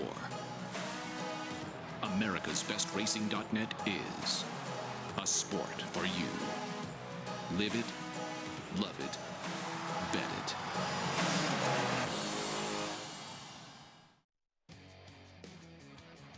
Back in America's Day at the races, Dakota's Dude with the win with young Dylan Davis in the irons. Last year set personal bests in wins, earnings, and starts. And we're seeing the growth of this young man right before our eyes. You know, he started the meet out a little slowly, right? He had a lot more seconds and thirds than wins, but it feels like in the last month or so, he's been magical. He's just been doing everything right out there, using speed when he had to, as he did in this case, and I think Dylan is riding fantastic out there. Said working in the mornings has really been key for him to kind of turn the corner. Had a 6-win day back in 2018, including 5 straight to win the card at Aqueduct. 2 weeks later, he had a 5-win day. NYRA Bets late pick 5 follow along, over 100,000 in the pool, and a couple of big numbers.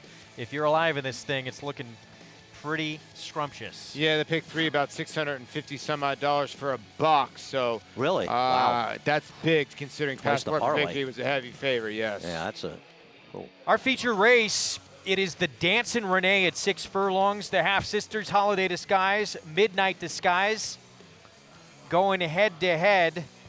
Let's go downstairs first, back to race 8 with Maggie. Here in the winner's circle with Dylan Davis and Dakota's Dude. Well, we were talking about watching his last race. In my opinion, his last race, he was strangled off of a seriously slow pace, and you were aggressive with him today, and it paid off. Yeah, Maggie, with the outside post kind of helped him get his feet under him, and he really wanted the lead, but Kendrick was a little more dominant on there, so I just sat off of Kendrick, and he was comfortable being there, and he just knew his cue, and he just finished on great. Now, I'm sure you're looking for a similar type of setup tomorrow in the poker as Dr. Edgar. Now, Dylan, talk about the start of these one-term mile races, especially when you have the outside post and you're on the pretty much alone speed, at least on paper. Well, he's a special horse. He's a route sprinter. It's the easiest way to say it. Don't mess with him too much. He can do 45, 46 on the bridle or off the bridle, comfortable, and he always has a kick. He fights hard. But with the mile shoot here, just got to get good position. You said I'm lone speed. He's lone speed in there. He's kind of going to do his own thing. Might be able to get away with a couple lengths there. And I know he's always going to be finishing for us. Looking forward to him. Looks to be one of the favorites in tomorrow's poker. Congratulations, Dylan. Good luck tomorrow. Thanks, Maggie. All right. All right, Dr. Edgar. He'll look to take him gate to wire, Greg. Maggie, thanks. Yeah, he's the morning line favorite in the Grade 3 poker tomorrow in race 8. Dylan will have the mount. And he loves a mile, he loves Belmont, and he comes in an awfully sharp form. We heard Dylan saying he thinks he might be the lone speed in there. He's going to try to get to the front end. He could get to the front end. This is a classy horse. 4 for 8 at Belmont with 3 seconds out of 8 starts. So always brings his A game. Well, let's take a look at him in action. This was in the Grade 3 Appleton back on March 29th. 2 starts back and a gate-to-wire score at a mile distance. This was a turf course that had a little give in it. I believe he's holding off that good horse Hawkish yes. in his return race. And Hawkish, I mean, he had it on the front end, but Hawkish got a very good trip in there. Listen, how can you knock this horse, Dr. Edgar? When does he not run well? No, and you could tell he was sticking out his neck at the end of that race. Well, on the rail, Clyde's Image, who just ran third in the Grade 1 Turf Classic on Derby Day. Prior to that, he just missed in the Grade 1 Makers Mile at Keeneland. And it seems like trainer Tom Bush has a real knack with turf horses, right? He had Get Stormy, a very good horse, and while he started off kind of slowly, he has just improved with every start, and he followed this up with a close third to Bricks and Mortar at 1 1/8, and I think a mile's a better distance for him. He's a huge player tomorrow. Yeah, he's a giant player because if you look at his PPs, he's been a horse that his races have sort of come like little by little, and he's finally getting 3 races in a row where he's piecing them together, and he might be improving. In his last race in the Turf Classic, he was right there. So I agree with you. I think he's got a big shot tomorrow, and he could be getting better and better. Is tomorrow his moment, looking for his first ever graded stakes when he's run too good to lose against, as you mentioned, maybe the best turf horse in the entire country right now. No, I mean, this is a super race, by the way. I don't know if there's a Grade 3 or a Grade 2, but it feels like a Grade 1.5 race to me, and a somewhat of a prep for our 4-star Dave at Saratoga. And if it comes up as strong as this or stronger, and of course your favorite horse, Voodoo Song, is waiting in the wings, Greg. Yeah, Forbidden Apple, that's coming up the first weekend of Saratoga on that Friday, actually, second day of the meet, so that's going to be a lot of fun. But you want to join us tomorrow, certainly that poker is going to be tremendous. We're going to take a break in the action. When we return, it is the Dancin' Renee, our feature race. Holiday Disguise, the older sister of the 5-horse Midnight Disguise. Could she pick up the 8th win of her career? For trainer Linda Rice with Jose Lezcano. We'll be back. Our summer cruise is here at Spruce Lane Farm, and he's been a really intelligent horse since he got on the farm. He's just got great balance and presence. He's got a really good mind, and he does everything that we like to do so far. Our plans with this colt are probably to take him to Saratoga or Keeneland Book 1 or 2. He fits those.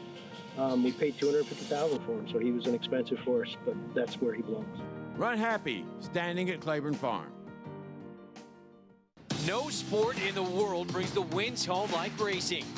It's one-of-a-kind, high-speed, high-stakes action, and NYRA Bets takes you there. Place your bets and watch the races live from anywhere. With NYRA Bets, make easy, secure deposits and promotions every day to earn reward points or cash.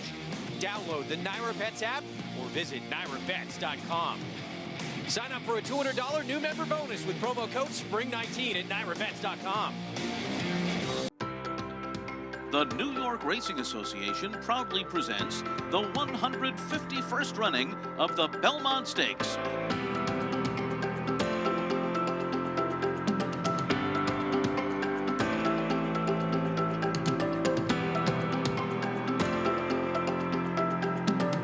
Welcome to Belmont Stakes Day. Midnight Bisou won the Phipps in hand. World of Trouble and Manny Franco win the Jiper.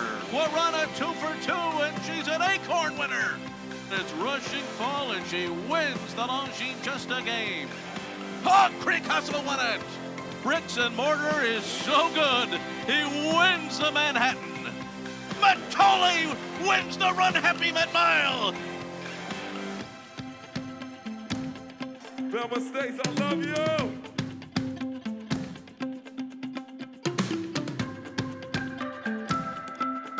Are you guys ready to go? Riders up! And Sir Winston has moved to the center of the track under Joel Rosario to take the lead. They're coming to the finish, and Sir Winston has won the Belmont Stakes.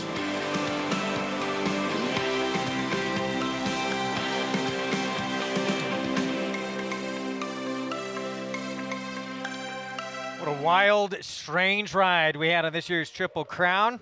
Capped off in the Belmont Stakes with Sir Winston getting a beautiful ride from Joel Rosario and Tracy Farmer. Those silks there in the infield getting the first Triple Crown victory of his career. And now we get to the fun stuff in the summer and see who's really going to claim control of this 3-year-old division. Maximum Security DQ'd out of that victory in the Kentucky Derby. Going to be making his long-awaited return in the Pegasus in his prep for hopefully the Haskell and then the Travers down the line. Jason Service, I should say, said he wasn't entirely pleased with his condition just last Sunday. Blood work came back from the lab, said it was satisfactory, and then Jason Service said, well, maybe I was just being a little overly cautious. It's pretty unusual to see a horse finish first in the Kentucky Derby and then not make his next start until a week after the Belmont in an ungraded race. I don't know if that's going to happen too much in the future. Yeah, it's very weird circumstances we're dealing with, but I don't know what to say. He's got a race form in Monmouth that's written for him. Now, Roadster's going to make his comeback at Santa Anita and in the Affirmed, and he was disappointing in the Kentucky Derby, but I'm sure Bob Baffert, he's the audible king, will get him back on track.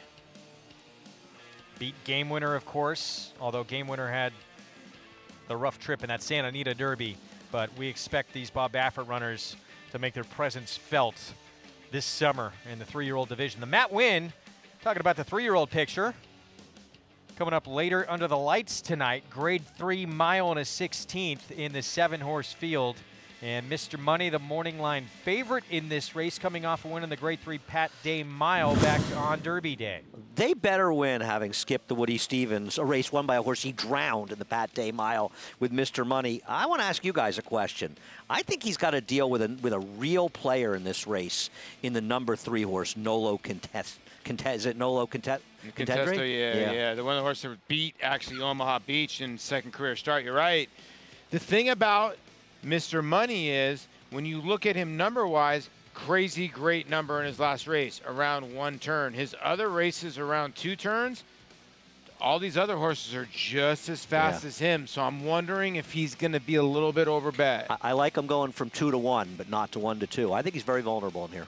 Tremendous card on the Saturday afternoon. Includes the grade 2 Stephen Foster, but that Matt Winn, you'll be interested to see if Mr. Money could take another step forward. That horse you're talking about that he drowned in that Pat Day Mile, that was Hog Creek Hustle that survived an inquiry to win very impressively for Vicky Foley here in the Woody Stevens on Belmont Stakes Day. Very good, yeah.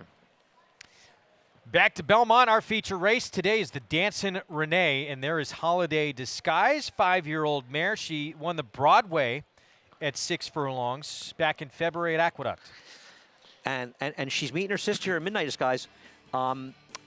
Listen, if she runs her best race, she's the best sprinter in this field. I think the real question for people is, as a 5-year-old mare, is she still at the top of her game? Though you can't fault her last race. I mean, she finished just behind Separation of Powers, who came back and ran a huge race next start. She's the horse to beat, I guess. And there you can see Paz for the cause holding on for second, but just no match. Maybe she's going to get a different setup today, that she can turn the tables from the outside post, because there's not a ton of pace in here with a scratch to 3, which leaves the 4 basically on a lone lead, which probably leaves the 6 laying in a pretty good spot. Let's head downstairs, get more with the Paddock Report from Maggie Wolfendale. I agree with you, Paulie. That's how I saw the race shaping up. So the horses I'm going to talk about, I don't know what kind of trips they're going to be able to pull, but I like the way they look here in the paddock, as we'll talk about the first, the 2 half-sisters squaring off. And Thin Disguise, she definitely does not stamp her foals. These 2 couldn't look any more different, considering they share the same bloodlines. As we'll start by talking about the daughter of Harlan's, Holiday. That's Holiday Disguise, and she's one that will tend to wear how she's doing on her sleeve, so to speak, as when she looks good, she tends to run well, and today she looks good, and she's not behaving badly, which sometimes she can when she gets the tack on. She possesses good energy, but she's not expending too much, and of the 2, physically, she is the one that looks more like a sprinter, whereas you look at her half-sister, Midnight Disguise, daughter of Midnight Lute, and she's this giant. It's like she's walking on stilts. I mean, she's every bit of 17 hands, and looks more like her sire, that's for sure. Yes, as Linda has kind of alluded to, she's probably better going a bit longer. I thought she ran well and respectably enough in the critical eye, but had a very good trip that day. So it's a matter of, does the distance suit her? I know she's won at this distance before and has only tried it one other time. But that was against Lesser. She looks fantastic. Really, both of these fillies and mares do look great. We'll see how she handles the 6 furlongs. And then one that is really kind of hurt by the fact that there's not much pace up front other than Leah's Dream is number 1, JC Shooting Star. And the argument could be made that she's probably best as a turf sprinter, but boy, does she dance every dance as far as New York breds are concerned. And I felt like last time we were just trying to get a race into her. Going a mile and a 16th on the turf, on the turf is a good conditioner for a horse. It's probably beyond the distance she wants, so therefore you get the air into her power, the fitness you want, and it's shown here in the paddock for Dave Donk. Really well conditioned. She looks fantastic as a 7-year-old daughter of Miracle Man. We don't see many of these running, and the ones you do, well, they're all for Dave Donk, guys. She's been around for a long time. We've had her on our show year after year after year, and she ran huge on that slop or muddy track. Couple starts back, and we'll see if she wakes up again going turf to dirt. I love this horse. You got to love horses like this, right? She can sprint on turf. She could do it on dirt. It's almost like she's found herself later in life, and you know what she did when she won this race? She won the first race of 2019. Oh, wow. Yeah, that was kind of cool. At age 7, and she seems like she's thrown a good race each age, right? Age 6, she threw up a 93 by her on the turf. And she's shown that I know she's 1 for 15 on the dirt, but she does have a win on a muddy racetrack. But she was getting to this horse and wins, and look how much clearer they are of the rest of the field. And that effort, by the way, that race, if she can repeat that, that's as good as what anyone really has in here. I think she can win, and I think it shows. And I understand. I think we all understand why she's the longest shot on the board. Having said that, I think it shows why we all feel like anyone can win here because she's good enough. And that was a muddy track, but it was a harrowed muddy track, so it was closer to this. It wasn't a sloppy type track. And I love her. She gets the turf prep going long, and now she shortens up on the dirt. I have such mad love for this horse. I'm hoping she runs well. Won the Fleet Indian at Saratoga. That was at 1 1/8 back in 2015. Yeah. And she is still going strong. That is a look right there at the 5. So there's Midnight Disguise, the younger half-sister to the 2. Irad Ortiz Jr. will be aboard, coming off a 2nd in the Critical Eye. Well, she's a horse that likes to go a little bit longer than her older sister, and now she's cutting back to 6 furlongs, but she's run well at 7 furlongs. She won the Bowery. She won 6 furlongs in a starter allowance. Her last 2 sprints, she won. Yes, I get it, but here's the deal. This is the Bowery, right? Again, like, how far back is she going to be? Is she going to be behind her sister, Andy? Oh, yeah. She's going to be behind her sister. Though not necessarily that far. She's a monster. But I'm not convinced that she can't win at 6 furlongs, even though she want more distance. It depends if she gets the pace. She may be the horse who's kind of coming into her own while some other horses are getting older and they're not quite as good. She's run well in her 2 dry track races this year. Yeah, it could be just a 4-year-old on the improve. By the way, that Broadway we showed you where Holiday Disguise was so impressive and won. Pause for the Cause, the 6 was actually a 4-5 favorite that day. And she went right on by her. Get signed up, get started, play along. $200 new member bonus when you join NYRA Bets. Use the promo code LIVE at sign up to take advantage of that, to bet any track, anywhere, anytime. Go to NYRABets.com or download the NYRA Bets app.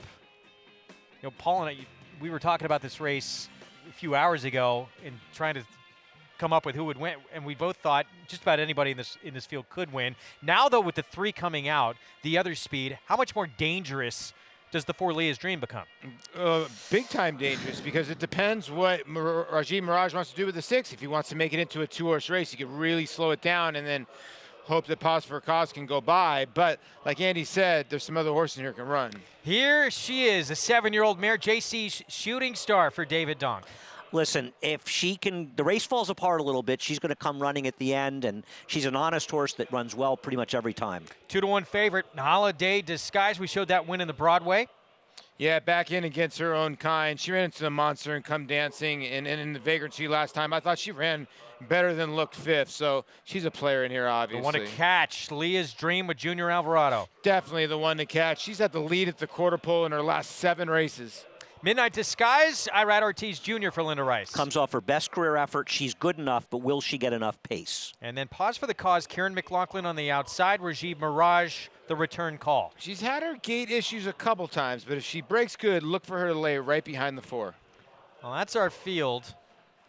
Linda Rice, of course, with the half-sisters here. The stablemates going head-to-head for the very first time. She's with Maggie. It is pretty cool that, well, family members squaring off here in this Dancing Renee. Linda, I mean, what led to this decision?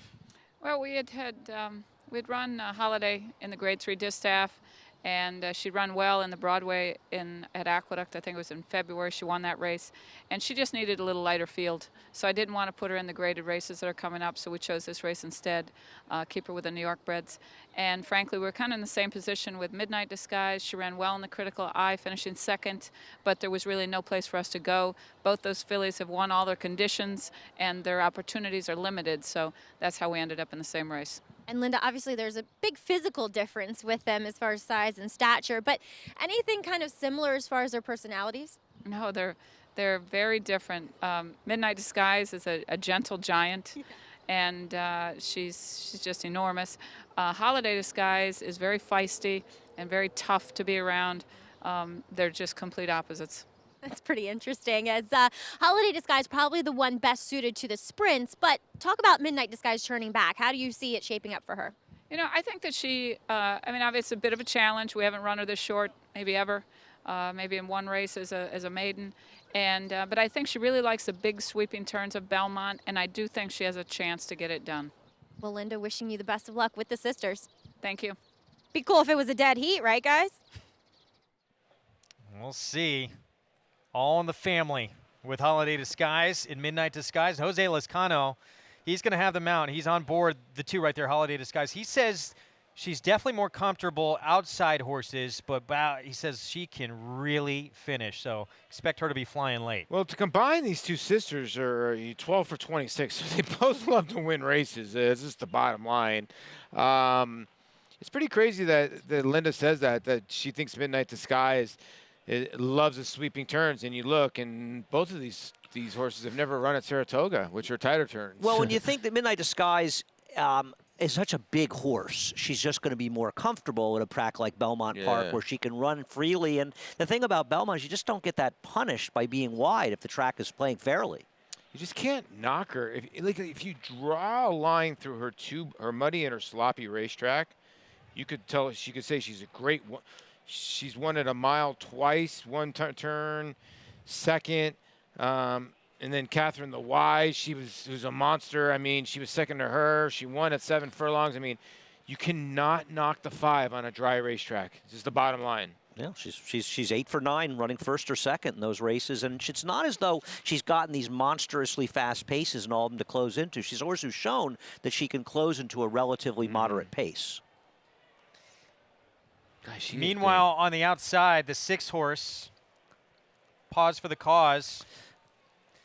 Seems like she's gone the wrong way the last few starts. Was really good, or getting really good, late last year, early this year, but the last couple of starts has regressed a little bit. No, I think that's a very fair point, Greg. I can't argue with that. I'm hoping a fast track will help, though she had one last time. And I think, and Paul touched on this as well, if you like her, and I did pick her on top, you're hoping that she's the one who's attending the number 4 Leah's Dream, who I think may just be a little over her head, and she's able to take over, and that gives her a tactical advantage. The question is, even if that happens, will she ultimately be good enough? That's the key. She has to be able to put that one away pretty easily. Then she's going to have to deal with the 2 Disguises, and that's taking nothing away from JC's Shooting Star. But the 5 of the 2 are both real racehorses, and they're both going to be coming at her. I do believe that the 4 Leah's Dream will be on the front end. And here's the thing about the 4 that makes her so dangerous, this daughter of astrology. Sometimes people will look and go, oh, she's got an 87 buyer or an 84 buyer in slot, but she's not that fast on a faster racetrack. But if you let her get alone with slow enough fractions, she's in good enough form where she can just keep on trucking. So she's won 3 of her last 4, the 4 horse in here. And what do you think in terms of how aggressive is Junior's got to send, right? I mean, don't you want to take advantage of her speed? I think if you sort of nurse it up front, you just bring everybody else in the race and you lose your advantage. I'm not saying you're supposed to be in front by 6 lengths, but don't you want to be 2 to 3 lengths in front? Comfortably 46, like right on, and just faster. like a comfortable. Make them play your game. Don't play their game. Make them play your game. Play to your strength. Do you think she becomes that much more intriguing with the 3 out of here, or do you think the 3 just wasn't quick enough I don't anyway? think the 3 could have run with her early, to be honest with you. Mile races? Yeah, she's more of a route speed horse. The key is the 6 sometimes can get left, and all the other horses are not too fast. So if the 6 does not break, the 4 could really have a lone lead.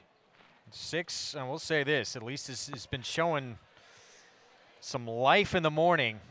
Even though she's regressed in terms of her races the last few starts, been working well. Kind of a pivotal race for her, right? She's supposed to run. I mean, assuming she breaks, the race is supposed to play out in a favorable way for her. So win or lose, she needs to run well here. Otherwise, I think it's somewhat confirmed that her form is just eluding her. I'm just hoping that she needs time in between her races, and that's the case. And maybe she runs today. They're starting to bet her now, but they're betting all 4 fillies on the outside here. This is, I mean, I'm looking for this. You know, you can have a 5-horse field, but all 5 of them can win. You can have an 11-horse field with 8 horses with next to no chance and sort of an overwhelming favorite. And when you've got a 2-to-1 favorite in this field, it shows how competitive this race is. Tactics will be huge in this compact field. The 2 Holiday Disguise, the 5 Midnight Disguise, the half-sisters meeting on the racetrack for the first time. Here's the Dancin' Renee. Let's go upstairs to the voice of New York Racing for the call. Larry Collmus. Midnight Disguise taking her spot in the starting gate. And Pause for the Cause will be the last to load here as Holiday Disguise maintains the favorite role at 9-5. Pause for the Cause going in. And they're all in line.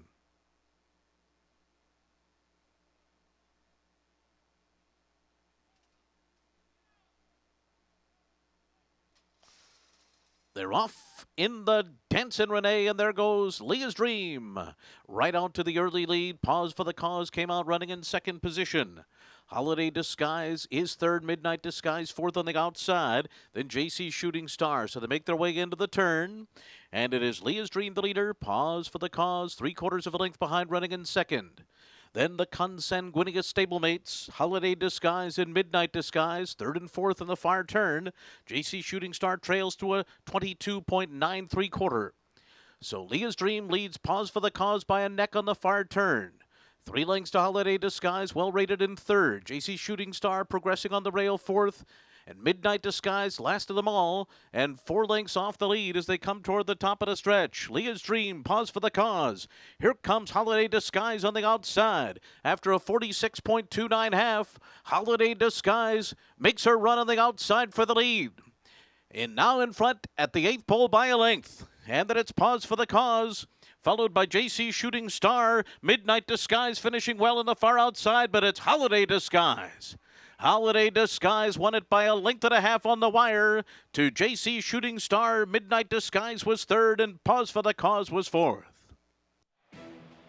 That closing kick is devastating from Holiday Disguise. She gets the win over her half-sister, and JC Shooting Star, the 7-year-old, collecting second. Yeah, that was a fun race. Holiday Disguise just proved she was the boss in here. She was absolutely best. Decent trip, but just too good for these horses. But we thought it was going to be a sisters exacta, but JC Shooting Star having none of it. Yeah, JC Shooting Star really showed some fight. The 7-year-old mare to hold on for second, because the race is over right here. I mean, Lascano had a ton of horse. And listen, she just ran into some monsters in her last couple of races.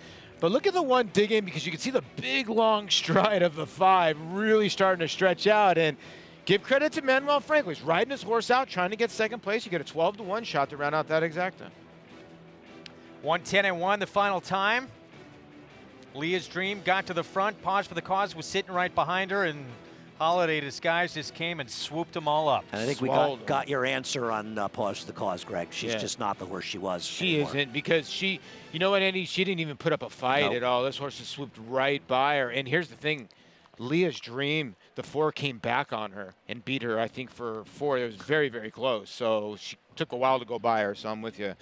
They might have to go back to the drawing board for Pause for the Cause. Credit to the old 7-year-old mare. JC Shooting Star gets up for second in this spot. Holiday Disguise, though, your winner in our feature, the Dancin' Renee. She's now 8 for 16 lifetime, and got some targets ahead, I would think, this summer at Saratoga. Quick break, we'll be back. Kentucky Derby winner Orb. On the track, his runners have scored on both dirt and turf, including multiple stakes winner Autumn Warrior and Sipacan Harbor, winner of the Grade 1 Spinaway Stakes at Saratoga. On the track, Orb continues to add winners. And in the sales ring, his 2-year-olds have sold up to $250,000 in 2019. Classic winner, classic pedigree, Orb, standing at Claiborne Farm. Whether you have Derby dreams or Midsummer Derby dreams, this is Tom Durkin to tell you a registered New York bred can take you there.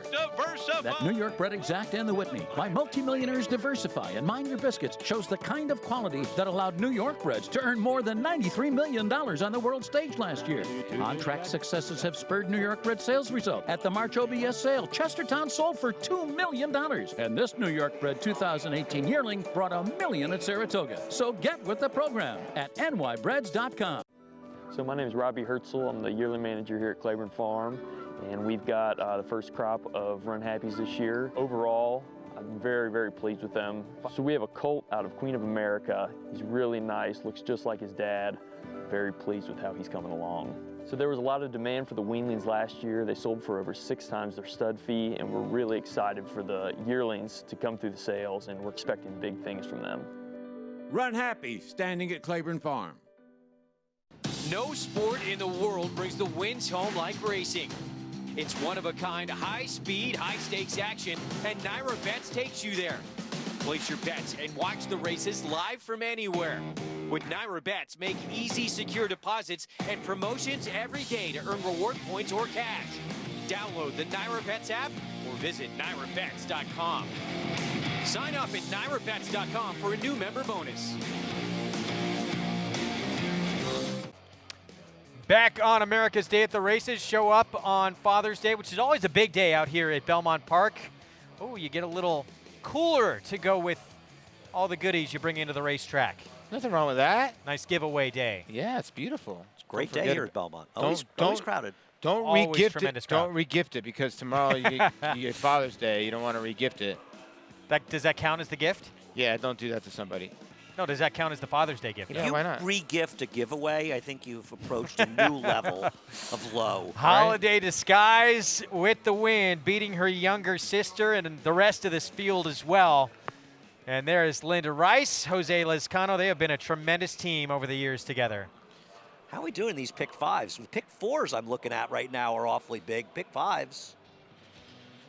Just over $100,000 in the pool. You got those 2 big numbers in the middle. They're 3,500 for our Everybody Loves the 9, up to about 42,000. What did I say? It's 5,000. I thought they'd Let's pay. see the pick 6. Anybody who's not covered in the pick 6? Should be interesting. The 9's the favorite. 2 to 1. We're going to be signing off momentarily. You can catch this final race, though, on NYRABets.com or NYRA Now. Let's take a look at our showdown results. This is the free contest to play each and every day online. Caswell C. Wow, by a big margin How over about everybody. Arbex 4, like 10 lengths clear, running second for $464. Nice handicapping from those 2. Well done. Again, you're competing for real prizes like NYRA Bets points. I got to say where we are tomorrow on all these different networks. So you can check your local listings, of course. MSG Plus, though, we're on from 4 to 6. Fox Sports Prime Ticket and Altitude from 3 to 6 tomorrow. We'll be back here on Father's Day. We hope you spend part of your Father's Day with us. We have some great races like the Grade 3 Poker, but this nightcap still to come. Again, you can catch it online. Maiden claiming event to close things out. Mile and a 16th on the turf and a New York bred $40,000 maiden claiming race. Yeah, the 13. Taking all the money. Yeah, that's the horse that everybody's taking all the money with. The 13, don't dismiss. Yeah. It was Dream Friend getting on the turf for the first time, taking them gate to wire, beating a very good field back in the 7th, and turf looks like will remain in his future. And Holiday Disguise in the Dancin' Renee beats her younger sister. And the rest of this field in the Dancin' Renee. We will see you on Sunday on Father's Day. Thanks for joining us, everyone.